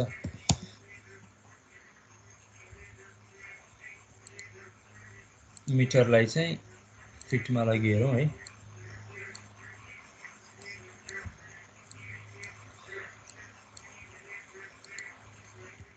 मिटर भनेको चाहिँ त्यही 26 फिट भनौँ न रफली है, 26 फिट हुँदो रहेछ।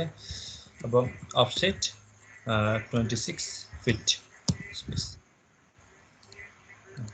भनेको यो चाहिँ अब मेरो रोड भयो होइन, यो राइट अफ वेको कुरा भयो।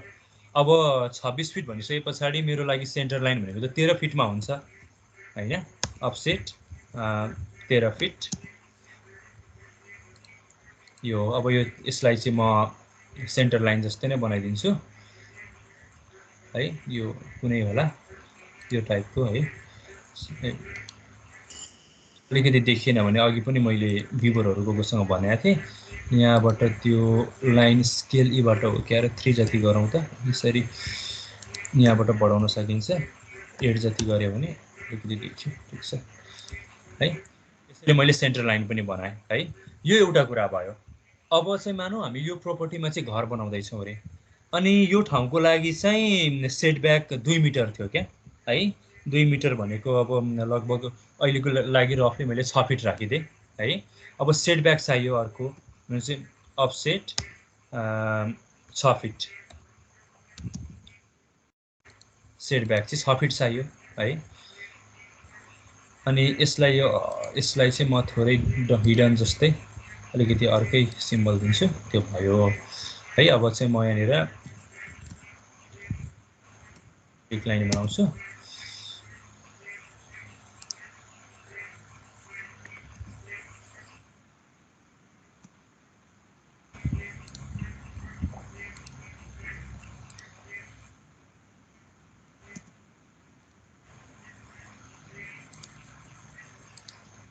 है अब हामीले चाहिँ यहाँनिर क्लियरली लेख्नु पनि पर्यो क्या। यो चाहिँ यो चाहिँ अहिले रोड चाहिँ 8 मिटरको हो, यहाँ चाहिँ यति सेटब्याक हो होइन। अनि त्यस पछाडि अब हामीले यहाँ घर कतिमा बनाउँदैछौँ होइन, घर बनाउन पाउने त हामीले यतिमा मात्रै रहेछ नि होइन। अथवा म ह्याज गरेर देखाउँछु, ह्याज गरेर देखाउँछु। अनि म यसको ओरिजिनल साइड प्लान पनि देखाउँछु। जस्तो यति जतिमा चाहिँ घर बन्ने हो होइन। अब यतिमा घर बन्ने हो। अब यो घर बन्ने एरिया पनि यो टोटल प्लट एरियाको चाहिँ यदि रेसिडेन्सियल घर हो भने 70% छ कि छैन त्यो कुरो पनि मैले हेर्न पर्ने हुन्छ है। अब यसकै चाहिँ म तपाईँहरूलाई एउटा गरेकै ड्रइङ देखाउँछु।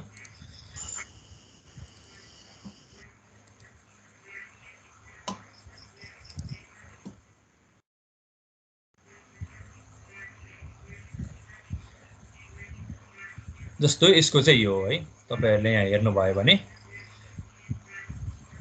प्लट यो हो है। मैले यहाँ क्लिकै गरिदिनुपर्छ, यो हाइलाइट भयो जति चाहिँ यो प्लट हो है। अनि के छ भन्नुहुन्छ भने अहिले चाहिँ फिल्डमा चाहिँ एक्जिस्टिङ 12 फिट रोड मात्रै छ। हामीले अघि मैले भने नि अहिले फिल्डमा एउटा हुनसक्छ पछि बढेर अर्को हुनसक्छ। मैले त्यो भने है, यो एक्जिस्टिङ 12 फिट रोड हो, त्यस पछाडि अब बढेर कति हुनेवाला छ भन्दाखेरि 8 मिटर हुनेवाला छ भनेको 36 फिट जति। अनि यो सेन्टर लाइनबाट मैले यता चाहिँ 18 फिट, यतापट्टि 18 फिट अफसेट गरेर यो बनाएँ। अनि त्योदेखि बाहेक अर्को चाहिँ सेट ब्याक 2 मिटर पनि मैले छोड्नु पर्यो। अनि अबको बिल्ड अफ एरिया चाहिँ यति हुने भयो घरको लागि है। यो कुरा कम्पलसरीले देखाउनु पर्यो। अनि साइड प्लानमा अर्को तपाईँहरूले देखाउनु पर्ने भनेको चाहिँ यो प्रोपर्टीको सबैतिरको डाइमेन्सन, जस्तो मैले यताको 11 फिट देखाएँ, यतापट्टिको चाहिँ 39 फिट 7 इन्च देखाएँ, यतापट्टिको चाहिँ 44 फिट 4 इन्च देखाएँ होइन, यतापट्टिको 22 फिट 9 इन्च देखाएँ, यतापट्टिको 69 फिट यो गरेँ, प्लस डायगोनल पनि है, प्लस डायगोनल पनि देखाउनु पर्यो। अनि अब अर्को कुरा भनेको प्राय सेप्टिक ट्याङ्की, अनि त्यस पछाडि सक पिटहरू, पानी ट्याङ्कीहरू चाहिँ त्यो पनि त राख्ने गरिन्छ नि होइन, त्यो कुरो पनि हामीले साइड प्लानमै देखाउने हो। यहाँनिर चाहिँ केही पनि नभएको हुनाले मैले नदेखाएको हो होइन, नत्र भने त्यो कुराहरू पनि हामीले यी देखाउनु पर्छ। अनि यो साइड प्लान के अरे सक पिट अथवा भनौँ सक पिटहरूको कुरा होइन, सेप्टिक ट्याङ्कीहरूको कुरा चाहिँ स्थानीय निकायको आफ्नो आफ्नो नियम हुन्छ है। जस्तो जुन हामीले अगाडि सेटब्याक छोडेको हुन्छ नि, अघि पनि मैले भने सेटब्याक भनेको हाम्रै प्रोपर्टी हो, स्टिल हामीले त्यहाँ वालहरू सबै लगाउन पाउँछौँ, तर त्यहाँबाट चाहिँ हामीले आफ्नो बिल्डिङ सुरु गर्न पाएनौँ, तर स्टिल त्यो आफ्नै प्रोपर्टी हो नि। तर सेटब्याकमा चाहिँ आफ्नो घरको पिलरबाट, घर जहाँबाट सुरु हुन्छ त्यहाँबाट 3 फिट परसम्म चाहिँ सेप्टिक ट्याङ्कीहरू बनाउन पाउँदैन भन्ने किसिमको नियम पनि मैले कुनै कुनै स्थानीय निकायमा देखेको हो। त्यस्तो खाले नियमहरू पनि हुन्छ, नत्र त प्रायले त घरकै मुनिपट्टि पनि बनाइराखेको हुन्छ है। त्यस्तो भए त्यो पनि देखाउनु पर्यो। अनि त्यस पछाडि हामीले अरू कुरा के देखाउनु पर्यो भन्नुहुन्छ भने ल्यान्ड एरिया, प्लट एरिया, यसको जिसिआर है, जिसिआर देखाउनु पर्यो। अनि त्यसपछि फार है, यति कुराहरू चाहिँ हामीले देखाउनु पर्यो। यसको कम्प्लिट ड्रइङ अघि मैले यतापट्टि देखाइहालेँ, साइडको फेरि पनि यो चाहिँ एकदमै कम्प्लिट हो। यता माथिपट्टि नर्थ भयो। अनि अर्को साइड प्लानमा चाहिँ तपाईँले यो जुन प्रपोज्ड बिल्डिङ हुन्छ नि, प्रपोज्ड अथवा एक्जिस्टिङ के काम गरिराख्नु भएको छ, यसको डायगोनल होइन है, यो प्रोपर्टीको चाहिँ डायगोनल, यो प्रोपर्टीको चाहिँ डायगोनल चाहिँ यसरी देखाउनु पर्ने हुन्छ। यसको लेन्थको कुरा भयो, सबै डाइमेन्सन, यहाँ पछाडिको डाइमेन्सन छुटेको रहेछ है, अगाडिको डाइमेन्सन, सेटब्याक, यो सबै कुराहरू देखाउनु पर्यो। अनि ल्यान्ड एरिया होइन, त्यसपछि जिसिआर, फार, यो सबै कुराहरू देखाउनु पर्यो। साइड प्लानको विषयमा कसैलाई केही सोध्न छ भने सोध्नुहोस्।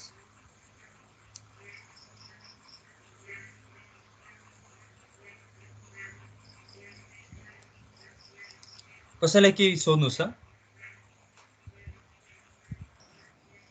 हेलो दाइ। हजुर हजुर, मलाई यो राइट अफ वेमा अलिकति कन्फ्युजन भयो, यसमा अलिकति कुरा गर्नुपर्ने रहेछ। ठ्याक्कै कस्तो confusion? To be more specific. हजुर अलि स्पेसिफिक भएर भन न।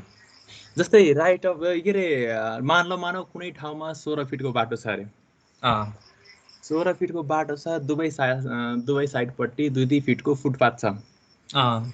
अब चाहिँ त्यो फुटपाथ चाहिँ बनिसकेको छ भने अब त्यो राइट अफ वेमा पर्छ पर्दैन? त्यो फुटपाथ पर्छ। फुटपाथ पनि राइट अफ वे, सडक अधिकार क्षेत्रै। तिम्रो यो ड्रेनेज त्यो साइडमा कुलो हुन्छ नि होइन, कटिङ साइडमा जुन कुलो हुन्छ त्यो पनि सडक अधिकार क्षेत्रभित्रै बन्ने हो। त्यस पछाडि चाहिँ यो फुटपाथको कुरा गऱ्यो हामीले, यो ट्रान्सपोर्टेसन 1मा पनि पर्छ कि, सबै राइट अफ वे भित्र नै पर्ने कम्पोनेन्ट्सहरू हो। भनेपछि त्यो 16 फिटको बाटो भोलि बढेर 22 फिट भयो भने त्यो फुटपाथ पनि बढ्ने भयो। त्यसकै 22 फुट भित्रै हुनु पर्यो नि, सडक अधिकार क्षेत्र 22 फिट भनिसकेपछि त्यहाँभित्रै सबै हुन पर्यो। जस्तो यस्तो भइरहेको हुन्छ क्या, तिम्रो जस्तो मैले अघि भर्खरै देखाएको त्यो एउटा घर चाहिँ अब चाहिँ 11 फिट हो, त्यसको चाहिँ राइट अफ वे होइन, के अरे 11 मिटर होइन, जसमा रोड चाहिँ 9 मिटर मात्रै रहन्छ। अनि दुई साइडमा 1-1 मिटरको चाहिँ कुल हो क्या, भनेपछि राइट अफ वे त जम्मा 11 मिटर भयो नि त।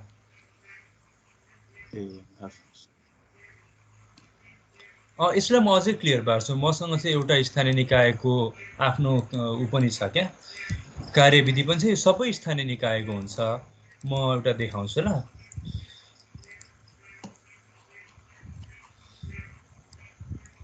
यो चाहिँ हामीले जहाँ काम गरिरहेको हो त्यो कार्यविधि चाहिँ हामीले स्टडी गर्नुपर्छ है।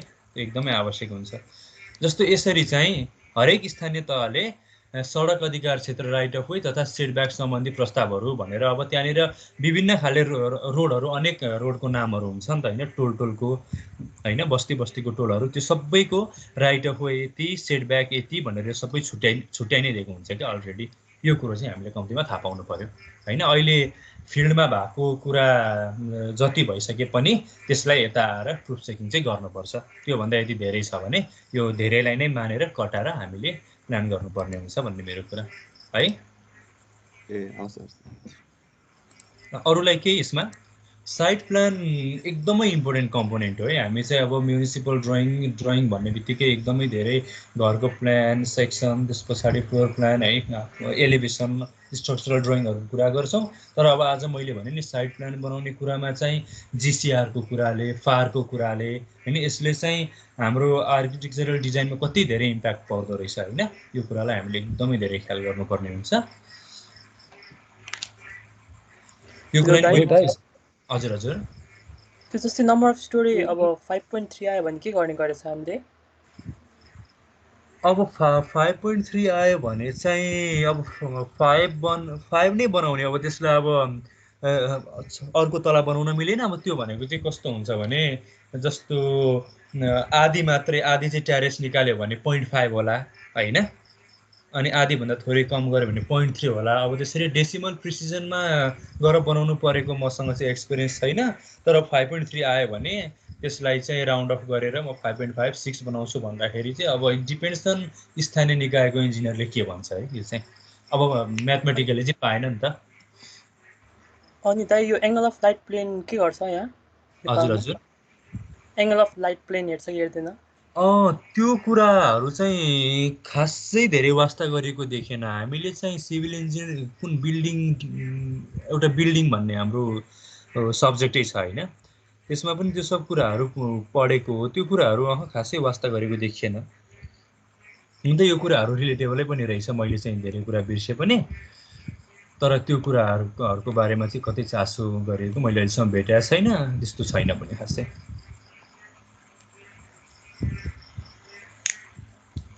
हेलो दाइ। हजुर हजुर त्यो इरेगुलर प्लट छ भने चाहिँ कसरी मेजर गरिन्छ हाम्रो फिल्डमा? एकदम दामी क्वेसन यार। अब जस्तो सानो प्लट छ अरे, मानौँ 4-5 आना 6-7 आना सानो जग्गा जति छ भने चाहिँ अब टेपले नै गएर नाप्ने हो होइन। त्यो पनि अब साइट प्लान सबैभन्दा सुरुमा चाहिँ त्यसको साइट प्लान नाप्ने होइन, सजिलो तरिकामा भन्छु है। के अरे ब्लु प्रिन्ट लिने होइन, ब्लु प्रिन्टलाई अटोक्याडमा हालेर सुरुमा आफैले खेसरा बनाएर लाने हो क्या होइन। त्यहाँबाट त हामीले सबै डायग्नोसहरू टेन्टेटिभ यति आउनुपर्छ ओर्नुपर्छ भनेर सबै गरेर लगेको हुन्छ नि त। अनि त्यो कुरो चाहिँ फिल्डमा गएर आखिर प्रोपर्टी लाइनको बााउन्ड्री देखाइदिनै हाल्छन् होइन। त्यसलाई गएर ट्याली गर्ने हो। ट्याली गर्दा मिल्यो भने त्यो कन्फर्म भइहाल्यो। अब मिलेन भने चाहिँ अमिन लाउँदाखेरि सबैभन्दा बेटर हुन्छ यस्तो केसमा। अनि अमिनले कम्तीमा सबैभन्दा ठुलो कुरो चाहिँ इरेगुलर बिल्डिङमा प्रोपर्टी बााउन्ड्री चाहिँ कता कता हो भन्ने सबैभन्दा ठुलो कन्फ्युजन हो नि त। त्यति कुरा फिक्स भइसके पछाडि मेजरमेन्ट गर्ने कुरा त त्यो त केही पनि गाह्रो भएन नि त। अनि अब यो पनि यसमा पनि अर्को केस हुन्छ है। अब अहिले चाहिँ हामीले सरसर्ती एकदम प्लेन जग्गाको मात्रै कुरा गरिराखेको जस्तो भयो क्या। अब यदि स्लोपी ल्यान्ड छ भने चाहिँ हामी को नै मद्दत लिनुपर्ने अवस्था पनि आउँछ। अब त्यो रेन्जिङ रोडको हाइटै नभ्याउने केसेसहरू पनि आउँछ। अब त्यस्तोमा चाहिँ अब त्यही हो, अलिकति इन्स्ट्रुमेन्ट युज गरेर पनि गर्नुपर्ने अवस्थाहरू आउनसक्छ। स्लोपी ल्यान्डमा अलिकति गाह्रो हुन्छ। हेलो दाइ। हजुर हजुर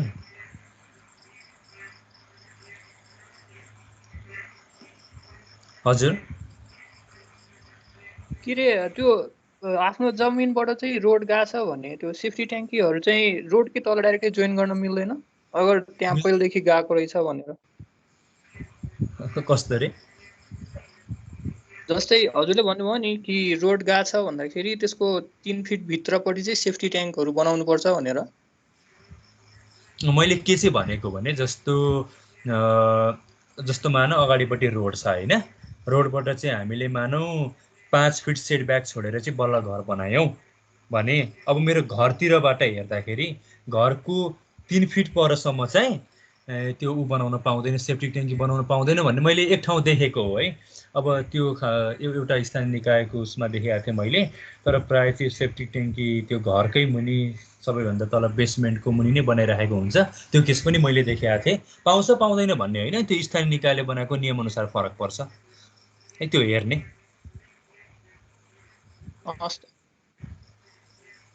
मेन कुरो त्यो छ भने साइड प्लानमा चाहिँ मेन्सन गर्नु पर्यो भन्ने कुरा हो।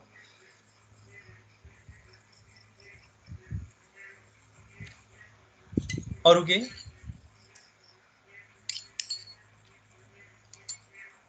र अरू केही छैन भने म अहिले नै एउटा रिक्वेस्ट गर्छु, म चाहिँ यो क्लास सकिसके पछाडि तपाईहरुलाई एउटा प्लटको चाहिँ ब्लुप्रिन्ट र अर्को ट्रेस म्याप पठाइदिन्छु हैन।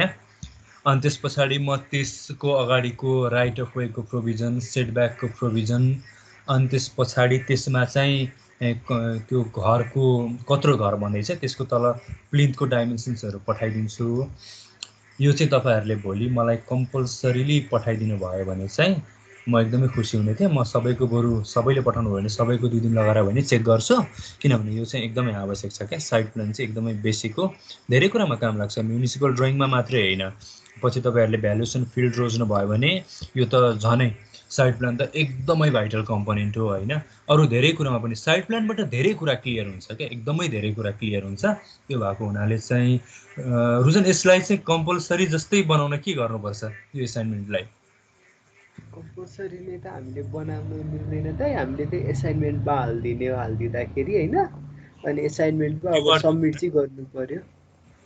अब त आफैमा डिपेन्ड गर्ने कुरा हैन, अब सबमिट गर्ने नगर्ने भन्ने कुरा। तर सकेसम्म सबैजनाले गर न इम्पोर्टेन्ट कुराहरु त। ल ठिकै छ, मैले चाहिँ अलिकति यसमा विशेष जोड दिन खोजेको कुरा चाहिँ किनभने अलि इम्पोर्टेन्ट छ भनेर। अब चाहिँ हामी आर्किटेक्चरल प्रोभिजनतिर जाउँ है। हजुर हजुर, यो अन्डरग्राउन्डको फ्लोरहरु नम्बर अफ स्टोरीमा काउन्ट हुन्छ? हुँदैन। ए हैन, हुन्छ।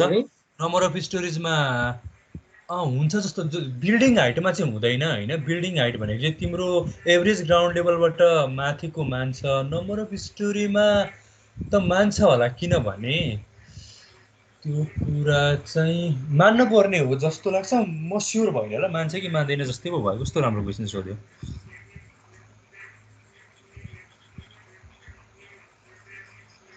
हुन्छ दाइ। मलाई लाग्छ मान्दैन।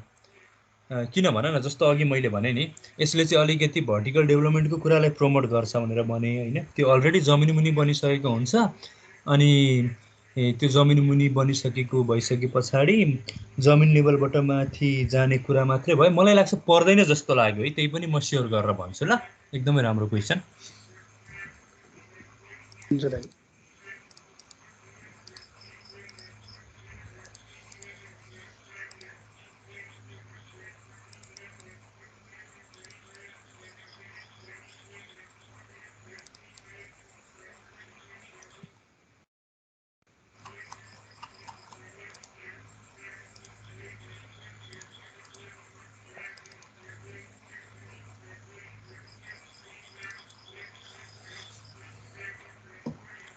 अब चाहिँ हामी अरू कुराहरू गरौँ है। बिल्डिङ डिजाइन हामीले आर्किटेक्चरल डिजाइन गर्नुभन्दा अगाडि केही जान्नै पर्ने कुराहरू, अथवा यो कोड एकपल्ट पढ्नै पनि पर्छ। यो कोड पनि म त्यहाँ हालिदिन्छु, त्यो सबैजनाले स्टडी गर्नु होला हैन। यसमा धेरै कुरा छ क्या। जस्तो मैले भर्खरै बिल्डिङ हाइटको कुरा गरेँ नि हैन, जस्तो यहाँ एकपल्ट पढौँ न के भनेको छ हैन। बिल्डिङ हाइट भनेको चाहिँ एभरेज लेभल अफ ग्राउन्डबाट अप्पर मोस्ट फ्लोर भनेर भनेको छ in case of flat roof building हैन। अथवा स्लोप छ 30 डिग्री भन्दा कम छ भने त्यसको सेन्टरसम्म, यो सबै कुराहरू भनेको छ। अनि त्यो माथिको जुन प्यारापेट जुन चाहिँ नन स्ट्रक्चरल पार्टहरू हो त्योसम्म चाहिँ बिल्डिङ हाइट पर्दैन, स्ल्याबको माथिल्लो भागसम्म पर्छ भन्ने कुरा छ हैन। त्यो कुराहरू भयो। अनि फ्लोर हाइट भनेको चाहिँ measured from the surface of the floor to the lower point of the ceiling भन्यो। क्लियर स्पेसिङ भनेको चाहिँ फ्लोर हाइट भन्ने कुरा गर्यो। अब बेसमेन्ट भन्ने कुरा चाहिँ अघि बेसमेन्टको कुरा आयो हैन। The lower storey of building that are either completely below the average ground level or extending up to 1.2 metre above the ground level, यो पनि भन्दो रहेछ है। यो कुराहरू छ। अनि क्लासिफिकेसन अफ बिल्डिङको बारेमा त हामीले पढेको छौँ, पहिला यसबाट पढेको भए पनि हुन्थ्यो, यसमा अझै धेरै क्लियर छ। अनि अब यो बिल्डिङहरूलाई पनि A1, A2, A3, A4 अथवा B1, B2 भनेर यसले क्याटेगोराइज गरेको छ। तल चाहिँ त्यही अनुसारको आर्किटेक्चरल नर्म्सहरू छुट्याएर दिएको छ क्या। यो कुरामा म एकछिनपछि पनि आउँछु। अनि घरहरू चाहिँ हामीले अहिले जेनरल बिल्डिङको बारेमा कुरा गरिरहेको छौँ होइन। 16 मिटरभन्दा तलको लागि 16 मिटरदेखि 25 मिटर बिचकोलाई चाहिँ मिडियम राइज भन्छ, 25 भन्दा माथिकोलाई चाहिँ हाई राइज भन्छ, त्यही अझै 100 मिटरभन्दा माथिकोलाई चाहिँ यो स्काई स्क्र्यापर्स के भन्छ होइन। यस्तो कुराहरू यो सबै यसमा छ। अब अहिले मैले भन्ने कुरा एकदम बेसिक कुराहरू चाहिँ यहाँ मैले हाइलाइट गरेर राखेको छु, तथापि यो सबै एकपल्ट स्टडी चाहिँ गर्नु होला है। अब भोलिबाट हामी प्लान सुरु गर्छौँ नि त। अनि प्लानमा चाहिँ अब बेसिक डाइमेन्सन्सहरू के कसो गर्ने भन्ने कन्फ्युजन एकदमै धेरै आइरहेको हुन्छ।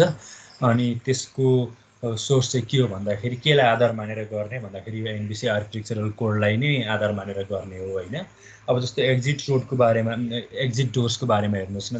जस्तो यदि हामी रेसिडेन्सियल बिल्डिङ बनाउँदैछौँ भने चाहिँ त्यो डोरको साइज चाहिँ 0.9 मिटरभन्दा सानो हुनु हुँदैन, अनि हाइटमा चाहिँ 2 मिटरभन्दा सानो हुनु हुँदैन भन्ने छ रेसिडेन्सियल हो भने। त्योभन्दा अरूमा त कम्तीमा पनि 1 मिटर चौडा र 2.1 मिटर हाइट चाहिन्छ नै भनेर भनेको छ होइन। अनि त्यसपछि टोइलेट र बरन्डामा चाहिँ त्यो ढोकाको विथ 0.75 मिटरसम्म भए पनि हुन्छ भनेर भनेको छ होइन। यो चाहिँ भोलि हामीलाई झट्ट काम लागिहाल्ने कुरा भएको हुनाले मैले यो गरेको। यस सम्बन्धमा अझै मुनि पनि अरू कुराहरू छ है। त्यो कुराहरू भयो। अनि हजुर हजुर के अरे मलाई अलिक कन्फ्युजन भयो। के अरे यो कामहरू त आर्किटेक्टले पनि गर्छ होइन, नक्सा बनाउने? गर्ने नै आर्किटेक्टले हो खासमा। अनि हामी सिभिल इन्जिनियरको काम चाहिँ के नि? ल यार क्या गजबको क्वेसन सोध्यो भनेको। ठ्याक्कै ल म एउटा प्रोसिड्युरल तरिकाले भन्छु ल, ठ्याक्कै कसको रोल के हो भन्ने किसिमले। हुनु त मैले यो पहिलो अथवा दोस्रो कुन दिन पनि भने जस्तो लाग्छ है। कस्तो हुन्छ भने जस्तो एउटा घरको नक्सा बनाउने कुरा आयो अरे होइन। एउटा क्लाइन्ट चाहिँ हामीसँग आउनुभयो भने उहाँले सबैभन्दा सुरुमा भेट्नुपर्ने चाहिँ आर्किटेक्चरलाई हो जस्तो लाग्छ क्या मलाई। उसँग भेटिसके पछाडि आर्किटेक्चरलाई चाहिँ म यस्तो खाले घर बनाउन चाहन्छु भन्ने सम्पूर्ण कुरा भन्ने हो। आर्किटेक्चरले पनि केही सजेसन्स दिने हो होइन। अब त्यो साइट मेजरमेन्टको कुरा चाहिँ त्यही अमिनले नै गर्ने हो होइन। अब हामीले पनि गर्न त मिल्यो, तर अब जसको रेस्पोन्सिबिलिटी स्पेसिफिकली जे हो त्यसैले गर्नुपर्ने कुरा हुँदाखेरि चाहिँ त्यो सब आइसके पछाडि सबैभन्दा सुरुमा आर्किटेक्टले नै ह्यान्डल गर्नुपर्ने हो। अनि क्लाइन्टको डिमान्ड सुनेर अनि त्यस पछाडि यता जुन अघि मैले फार जिसिआरहरूको अनेक कुरा, यो प्रावधानहरूको कुरा समेटेर चाहिँ अनि त्यस पछाडि जस्तो सुरुमा चाहिँ आर्किटेक्चरले सेक्सनको डाइमेन्सन्सहरू जस्तो पिलर राख्यो भने 12x12 को राखिदिन्छ क्या। बिम राखिदियो भने चाहिँ 9x12 को राखिदिने होइन। त्यो नोमिनल साइजहरू राखेर चाहिँ एउटा हामीलाई यो प्लान दिन्छ। सबैभन्दा सुरुमा फ्लोर प्लान मात्रै बन्छ, एलिभेसनहरू हामीलाई केही पनि चाहिँदैन, सेक्सनहरू पनि त्यस्तो केही पनि चाहिँदैन है। फ्लोर प्लान मात्रै भइपुग्छ। अनि फ्लोर प्लान चाहिँ आर्किटेक्चरले बल्ल सिभिललाई दिने हो। सिभिलले चाहिँ अब स्ट्रक्चरल स्टेबिलिटीको कुरो होइन। अनि त्यसमा स्ट्रक्चरल स्टेबिलिटी भन्ने बित्तिकै अब त्यसमा चाहिँ यो सेक्सन साइजहरूकै कुरा त हो नि, सेक्सन स्टिफनेसहरू सबै कुराहरू आउँछ। अनि स्ट्रक्चरल एनालाइसिस गर्ने काम चाहिँ वास्तवमा सिभिलको हो। आर्किटेक्चरले दिएको फ्लोर प्लानलाई चाहिँ अब बिल्डिङ हो भने प्राय चाहिँ इट्याप्समा राखेर होइन, त्यस पछाडि सबै लोडहरू साइन गरेर होइन। अनि त्यस पछाडि हिट एन्ड ट्रायल मेथड नै हो इट्याप्स पनि होइन। त्यस पछाडि अब प्रिलिमिनरी 12x12 को कलम साइज दिएको थियो भने अब पछि चाहिँ 14x14 को आउन सक्छ। बिमको साइज 9x12 थियो भने चाहिँ 9x14 को आउन सक्छ। अब आर्किटेक्टले चाहिँ कोठाको साइज सामान्यतया यो म्यान्डेटरी रुल अफ थम्बको बारेमा म भ्यायो भने आजै कुरा गर्छु, नत्र भोलि पनि कुरा गर्छु। प्राय चाहिँ रुमको स्ट्यान्डर्ड साइज भनेको चाहिँ 12 फिट बाई 12 फिट भनेर भन्छ क्या। अनि त्योभन्दा लामो भयो भने चाहिँ स्ल्याबको स्प्यान अलिकति धेरै हुने भयो नि त। अनि यसमा चाहिँ त्यो डिफ्लेक्सन आउने भएको हुनाले अब सिभिलले नै विचार गर्नु पर्यो त्यहाँ चाहिँ सेकेन्डरी बिम पो चाहिने हो कि होइन। त्यो सबै कुरा उसले चाहिँ एकेन गरिसके पछाडि फेरि ब्याक टु आर्किटेक्टलाई यहाँ चाहिँ यसो गर्नु पर्यो भनिसके पछाडि फेरि आर्किटेक्टले चाहिँ मोडिफाई गर्ने हो। कहिलेकाहीँ चाहिँ ठुल्ठुलो बिल्डिङहरूमा चाहिँ अथवा यो भनौँ न कमर्सियल बिल्डिङहरूमा चाहिँ सियर वालहरू चाहिँ भित्र हाल्नुपर्ने अवस्थाहरू पनि आउँछ क्या, त्यो टोर्सनहरू मिल्दैन ओर्दैन, केही एडिसनल स्ट्रक्चरहरू हाल्ने ओर्ने कुरा, त्यो विभिन्न मोडिफिकेसन चाहिँ सिभिल इन्जिनियरले स्ट्रक्चरल एनालाइसिस गरेर आइसके पछाडि फेरि आर्किटेक्टलाई दिने हो। अनि आर्किटेक्टले फेरि अब क्लाइन्टसँग चाहिँ बसेर यस्तो यस्तो आएको छ भनेर सरसल्लाह गरेर फाइनल गर्ने हो होइन। अनि त्यस पछाडि त्यो सबै भइसके पछाडि यो बेसिकली यो जुन अहिले हामीले आर्किटेक्चरल ड्रइङ गरिरहेको छ यो चाहिँ आर्किटेक्टकै काम हो। अनि उनले सकाइसके पछाडि हाम्रो चाहिँ स्ट्रक्चरल ड्रइङ चाहिँ सिभिल इन्जिनियरले नै गर्ने गरेको पाएको छु, तथापि आर्किटेक्टहरूले पनि गर्छ। तर अब रिबार साइज कत्रो राख्ने होइन, स्टिरअप स्पेसिङ साइज कत्रो राख्ने ओर्ने भन्ने कुरो सबै कुराको इन्फर्मेसन चाहिँ सिभिलले दिएको हुन्छ। मैले बुझेको चाहिँ यो हो। नेपालमा चाहिँ आर्किटेक्चरको लागि हामीले खाइदिए होइन। एकदमै एकदमै यसमा अन्याय भएको छ भनेपछि कि जस्तो त आर्किटेक्चरको जुन भनेपछि आर्किटेक्चरको ओहो अहिले चाहिँ सुरुमा चाहिँ म यसरी ऱ्यान्डमली गर्थेँ। अहिले मैले जुन तरिकाले बोलेँ नि, अहिले चाहिँ मेरो काम गर्ने तरिका त्यही हो। साइटमा म जान्न, म हाम्रो एकजना ओभरसियर हुनुहुन्छ उहाँलाई नै पठाउँछु होइन, उहाँले नै अमिनसँग सबैसँग कोअर्डिनेट गर्नुहुन्छ। त्यस पछाडि उताबाट आइसके पछाडि सिधै म आर्किटेक्चर बाटोमा हात हाल्दिनँ, म चाहिँ विशुद्ध सुरुमा स्ट्रक्चरल एनालाइसिसकै बाटो हेर्छु, त्यस पछाडि म त्यसको आउटपुट दिन्छु। अनि आर्किटेक्टले नै क्लाइन्टसँग चाहिँ कुरा गरेर ओरेर त्यसपछि बरु स्ट्रक्चरल ड्रइङ पछि म आफै गर्ने काम गर्छु। मैले चाहिँ यसरी नै सिन्क्रोनाइज गरेको छ। यसो भयो भने अझै राम्रो आउटपुट पनि आउँदो रहेछ क्या। अनि त्यति मात्रै का हो र अहिले त यो म्युनिसिपल ड्रइङको आर्किटेक्चरको जागिर त इभन ओभरसियरहरूले अमिनहरूले पनि खाइदिएको छ नि, उनीहरूले नै धेरैतिर बनाउने गरेको मैले भेटेको छु। तर एउटा हजुर हजुर यो के भन्छ स्ट्रक्चरल एनालाइसिसहरुको जुन भन्नुभयो नि, त्यो सिभिल इन्जिनियरको लाइसेन्सले हुन्छ कि त्यहाँ छुट्टै एउटा स्ट्रक्चरल इन्जिनियरिङको लाइसेन्स भनेर हुन्छ जस्तो लाग्छ? हैन, सिभिल इन्जिनियरिङकै लाइसेन्सले हुन्छ, हाम्रो बीईकै लाइसेन्सले हुन्छ। तर त्यसको पनि केही हदहरू छ क्या। अब जस्तो इक्जाम्पलको लागि हामीले चाहिँ ग्रेड अफ कन्क्रिटको बारेमा पढ्यौँ। जस्तो सामान्यतया भनौँ न, हामीले चाहिँ अब स्ट्रक्चरल एनालाइसिस गरिसके पछाडि कहिलेकाहीँ त्यो नक्सा पास गराउन M25 सम्म पनि प्रयोग गर्नुपर्ने हुन्छ क्या। त्यो केस फ्रिक्वेन्टली आइरहन्छ। अब त्यतिसम्मको स्ट्रक्चर हो भने, जस्तो कन्क्रिटको केसमा मैले इक्जाम्पलको लागि भनेको, त्यो बीईकै सिग्नेचरबाट चल्ने भयो। तर M30बाट माथि गइसके पछाडि चाहिँ अब मास्टर्स इन स्ट्रक्चरल इन्जिनियरिङ जसले गरेको हुन्छ उसकै साइन चाहिन्छ क्या। यस्तो क्राइटेरियाहरू हुन्छ। नर्मली बीईको लाइसेन्सले धेरै नै काम गर्छ।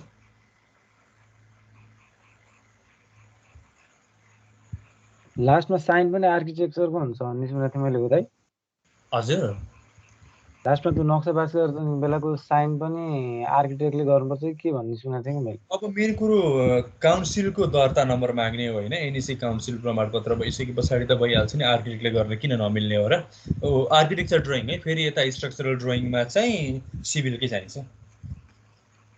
दाइ अनि एउटा कुरा चाहिँ हजुर, यो यस्तो कामहरु त सिभिल इन्जिनियरले के रे साइनले भइहाल्छ भनेपछि त यो स्ट्रक्चरल इन्जिनियरको स्कोप चाहिँ कतिको छ र यहाँ नेपाल? खै अब त्यस बारेमा बोल्नको लागि चाहिँ मेरो त्यति ठुलो अध्ययन छैन होइन त्यो क्षेत्रमा। किनभने स्ट्रक्चरल इन्जिनियर्सहरू यति धेरै प्रोड्युस हुनुभएको छ, उहाँहरू कहाँ के गर्दै हुनुहुन्छ भने प्रायः मलाई आइडिया छैन होइन। तर सबैजना राम्रै ठाउँमा हुनुहुन्छ होला।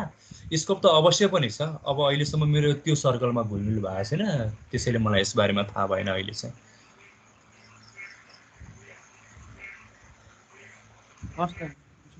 ओके, ल हामी अगाडि बढौँ है। मैले यो डोरको बारेमा भने है। अनि त्यस्तै अब यहाँ तल हेर्दै आउँ होइन। यहाँ चाहिँ यो अकुपेन्सी लोडको आधारमा चाहिँ झ्यालढोकाहरूको डाइमेन्सन्सहरू निर्धारण गर्ने यो क्यालकुलेसनहरू सबै देखाएको छ होइन। आवश्यक पर्दा यसै पनि गर्न सकिन्छ, स्टेप बाई स्टेप यहाँ सबै नै भनिदिएको छ होइन। अनि जस्तो अब स्टेयर केस एन्ड र्याम्प्स भनेर भनेको छ होइन। अब यो भनेको चाहिँ एकपल्ट यो सबैजनाले पढ्नु होला। जस्तो हाम्रो बिल्डिङ जति तलाको छ सबैभन्दा माथिको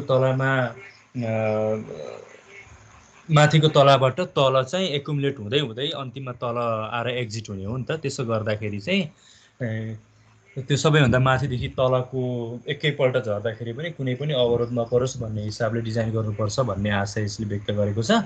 त्यो कुरा पनि पढ्नुभयो हुन्छ है। अनि width of corridor passage staircase ramps भनेर भनेको छ। अब जेनरल रेसिडेन्सको लागि चाहिँ मिनिमम विथ 0.9 हुनुपर्छ। यो अकुपेन्ट्सको यता डेन्सिटीहरू यो भनेको छ होइन, यो कुराहरू छ। अब सामान्यतया प्यासेज भनेको चाहिँ अब रेसिडेन्सियल एउटा फ्यामिली बस्ने हो भने 3 फिटको डिजाइन गरेर राखेको हुन्छ। 3 देखि 4 फिटको भए धेरै कम्फोर्टेबलै हो होइन। अनि स्टेयरकेस पनि त्यही 3.5 4 फिट जति होइन, एउटा रेसिडेन्सियलको लागि एकदम कम्फोर्टेबल हुन्छ अनुभवको हिसाबले भनेको। अब हस्पिटल बिल्डिङहरू स्कुल बिल्डिङहरू भने त अब त्यो अनुसार बढाउनुपर्छ। यसबारेमा सबै दिएकै छ है। त्यो पनि त्यहाँनिर अब स्कुलको लागि हो भने त्यहाँ कति विद्यार्थी छन् होइन, त्यो अकुपेन्सी लोडको हिसाबमा यहाँबाट क्यालकुलेट गर्न सकिन्छ। म यतातिर गइनँ है। यो तपाईँहरूले यहाँ हेर्नु पनि स्टेप बाई स्टेप यो सबै नै दिएको छ। मैले चाहिँ अहिलेसम्म यहाँबाट क्यालकुलेट गरेर गर्नु परेको छैन, तर आवश्यक पर्यो भने यो यहाँ छ। अनि जेनरल स्टेयरकेस रिक्वायरमेन्ट भनेर भनेको छ, यो एकदमै इम्पोर्टेन्ट। 500 स्क्वायर मिटर भन्दा ठुलो प्लिन्थ एरिया छ भने चाहिँ कम्तीमा 2टा स्टेयरकेस चाहिन्छ। अनि additional exit route shall be provided for every 500 square metre of plinth area there भनेर भनेको छ है। अनि अलि इम्पोर्टेन्ट चाहिँ यो है। अब हामी भोलिबाट सुरु पनि गर्छौँ स्टेयरकेसको। म तपाईँहरूलाई देखाउँछु नि।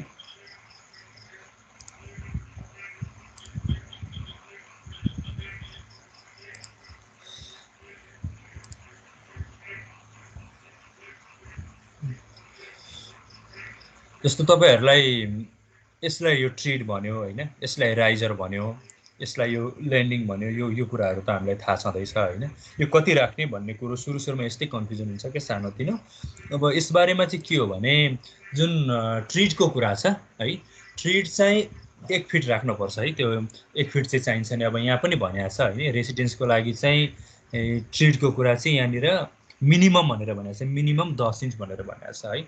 1 फिटमा 12 इन्च हुन्छ। 10 इन्च चाहिँ कम्तीमा पनि हुन पर्यो, तर 12 इन्च भए चाहिँ एकदम कम्फोर्टेबल हुन्छ। त्यो भनेको चाहिँ मिनिममको कुरा हो। अनि राइजरको कुरा चाहिँ म 6 इन्च प्रिफर गर्छु। धेरैमा पनि 7 इन्च भन्दा उता चाहिँ म जाने गरेको छैन। अनि म्याक्सिमम पनि 7.4 इन्च भन्दा उता नजानु भनेर यसले पनि रेकमेन्ड गरेको छ। यो कुरा पनि छ। अनि maximum number of risers per flight भनेर भनेको छ है। यो भनेको चाहिँ अब म यहाँबाट पनि देखाउँछु।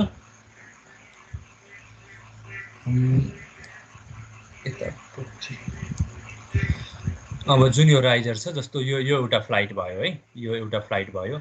एउटा स्टोरीबाट अर्को स्टोरीसम्म पुग्नु पर्यो भने यदि डगलेग टाइप स्टेयरकेस हो भने 2टा फ्लाइट हुन्छ नि त होइन। एउटा फ्लाइटमा चाहिँ 15वटा भन्दा धेरै हुँदैन भने यसमा कति हुन्छ 1 2 3 4 5 6 7 8 8वटा राइजर छ होइन। त्यसमा नि प्लस त्यो कुरा पनि ख्याल गर्न पर्यो। अनि मिनिमम हेडरुम अन्डर द स्टेयरकेस भनेर भनेको छ। यो त यिनै पनि देखाएको छ। यहाँ सी भनेर डिनोट गरेको छ। अनि height of handrail from centre of the tread भनेर चाहिँ 900 mm 3 फिट भनेको छ होइन। यो सी र डी भनेको यहाँ हेरौँ।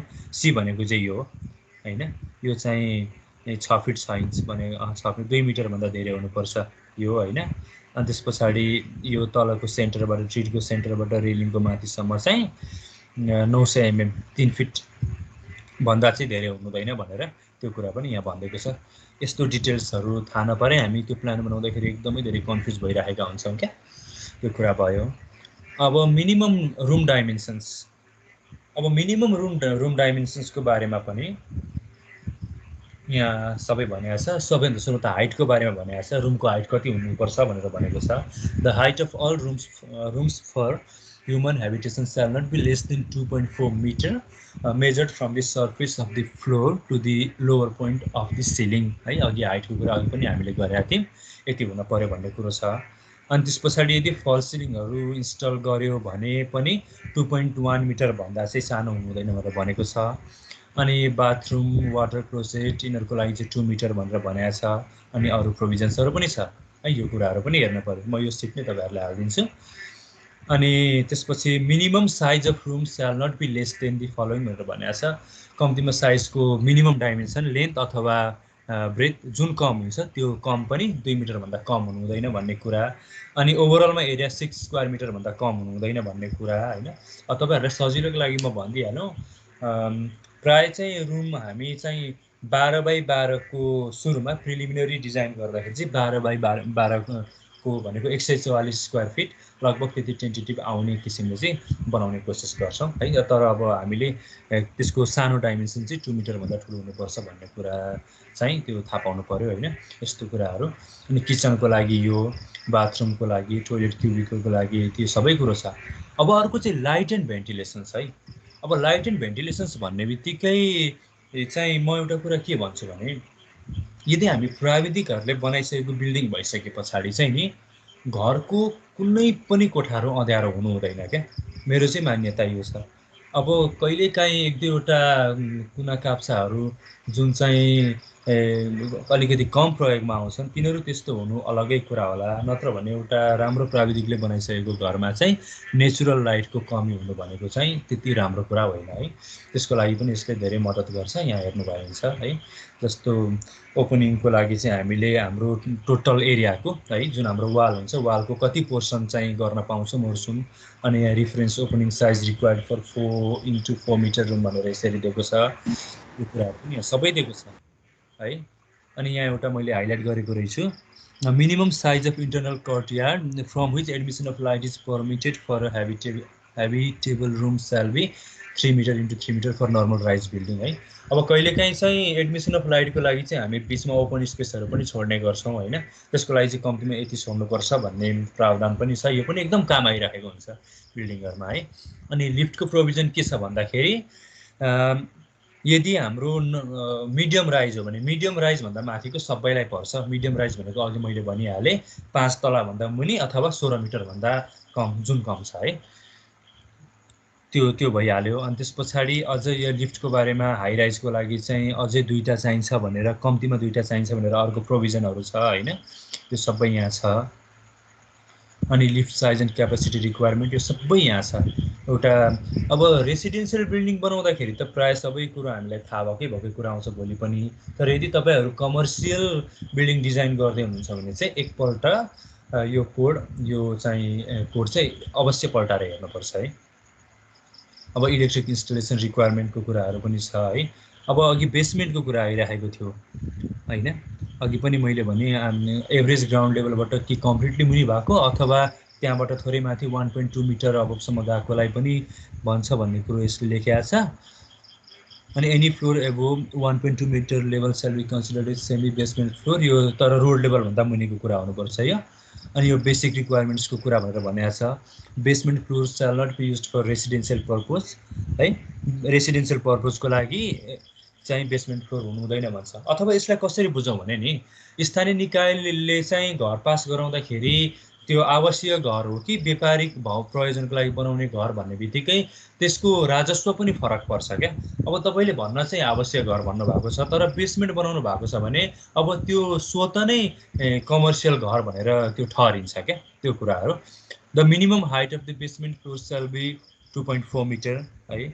अनि यो कुराहरू भेन्टिलेसन रिक्वायरमेन्ट्सको कुराहरू यो बेसमेन्टकै लागि, अनि सेफ्टी रिक्वायरमेन्ट्सको कुराहरू, यो सबै कुराहरू छ।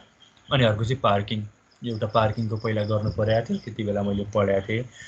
पार्किङको पनि the minimum height clearance for indoor parking shall not be less than 2.2 metre, हेर्नुहोस् त यो कुरा लेखेको छ। Common parking area allocated for scar shall not be less than 2.5 metre into 4.5 metre, पार्किङको सवालमा यो है, यो सबै कुराहरू छ। अनि मेन कुरा चाहिँ यो, जस्तो पार्किङको लागि अन्डरग्राउन्ड जाँदाखेरि त थोरै तल जानुपर्छ नि त, त्यो स्लोप चाहिन्छ नि त होइन।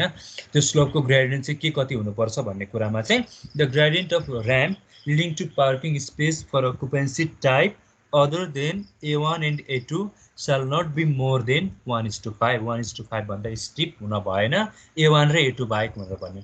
अब यो A1 र A2 भनेको के हो भन्दाखेरि मैले तपाईँहरूलाई सुरुमा नि भनेको थिएँ नि, यो चाहिँ बिल्डिङ टाइप हो क्या। बिल्डिङ टाइपको नि सब क्याटेगोरिजहरू म फेरि देखाउँछु। हेर्नुहोस् त, A1 भनेको जेनरल रेसिडेन्स, त्यो केलाई भन्छ भन्ने कुरो यहाँ छ। A2 भनेको नि residential with limited commercial use भनेर भनेको छ है, त्यो पनि यहाँ छ। त्यो कुराहरू भयो है। अनि त्यस पछाडि specific requirements for multi storage बिल्डिङ्सहरू भनेर यो सबै कुराहरू छ। यो सबै कुराहरू पनि यहाँ हेर्नु होला, एकपल्ट पढ्नुहोस् न। यो पढ्यो भने पनि भोलिबाटको क्लासमा एकदमै धेरै सहयोग हुन्छ, सहयोग मिल्छ है। कसैले के भन्नुहोस् त?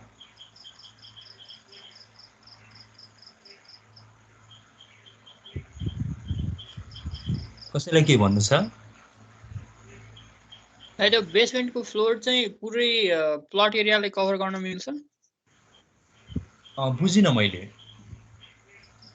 बेसमेन्टको फ्लोर हुन्छ नि, फ्लोर एरिया बेसमेन्टको मिल्दैन। त्यो चाहिँ पुरै प्लट एरियालाई त्यही सोधे। मिल्दैन।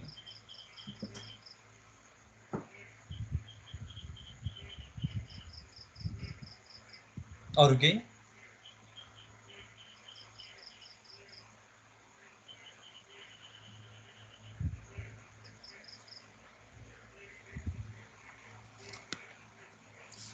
भाइ त्यो सवाल जवाफ त्यो वास्तु घर बनाउने भनिरहेको हुन्छ नि कतिले।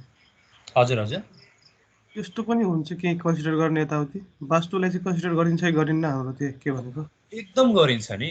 अब यस्तो हो क्या, वास्तुप्रतिको विश्वासको कुरा पनि हो। म चाहिँ विश्वास गर्छु। जस्तो वास्तुले भन्ने नै के हो र, पूर्वपट्टि फर्केको घर भयो भने राम्रो हुन्छ भन्छ। अब त्यसको साइन्टिफिक जस्टिफिकेसन के हो भन्दाखेरि बिहान सूर्य पूर्वबाट उदाउँछ, त्यो उदाइसके पछाडि चाहिँ सबैभन्दा सुरुमा घरमा पर्छ होइन। अब त्यस्तै चाहिँ भर्याङ चाहिँ जस्तो हाम्रो सूर्य दिनभरि कता रहन्छ भन्दाखेरि दक्षिणतिर रहन्छ नि त होइन। भनिसके पछाडि भर्याङ जुन चाहिँ एकदम कम समय प्रयोग हुन्छ त्यसलाई चाहिँ भर्सक उत्तरतिर राख्नु भनेर भन्छ होइन। उत्तरतिर भन्छ। अब साइन्टिफिक जस्टिफिकेसन त्यो भयो होइन। त्यस्तै किचन चाहिँ पूर्व पश्चिमतिर फर्केको कतापट्टि हामी चाहिँ प्राय त्यो वास्तु चाहिँ हेरेरै बनाउँछौँ, किनभने वास्तुप्रति जनमानसको पनि एकदमै ठुलो आस्था छ र यसको सँगसँगै साइन्टिफिक जस्टिफिकेसन पनि छ। यो एकदमै अवश्य पर्छ भन्छु म चाहिँ।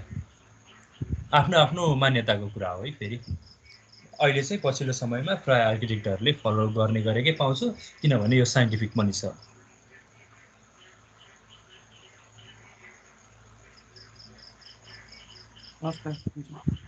ओके, अरू केही?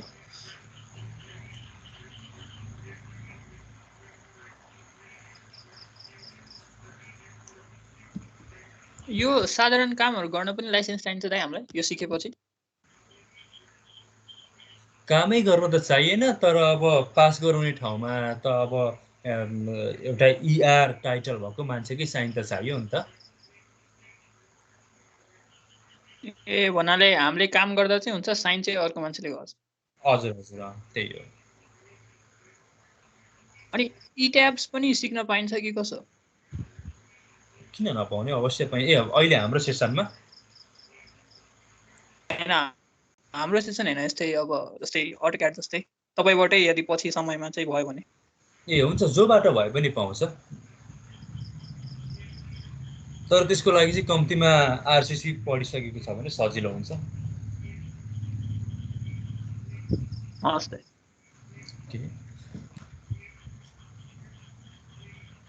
अरू केही?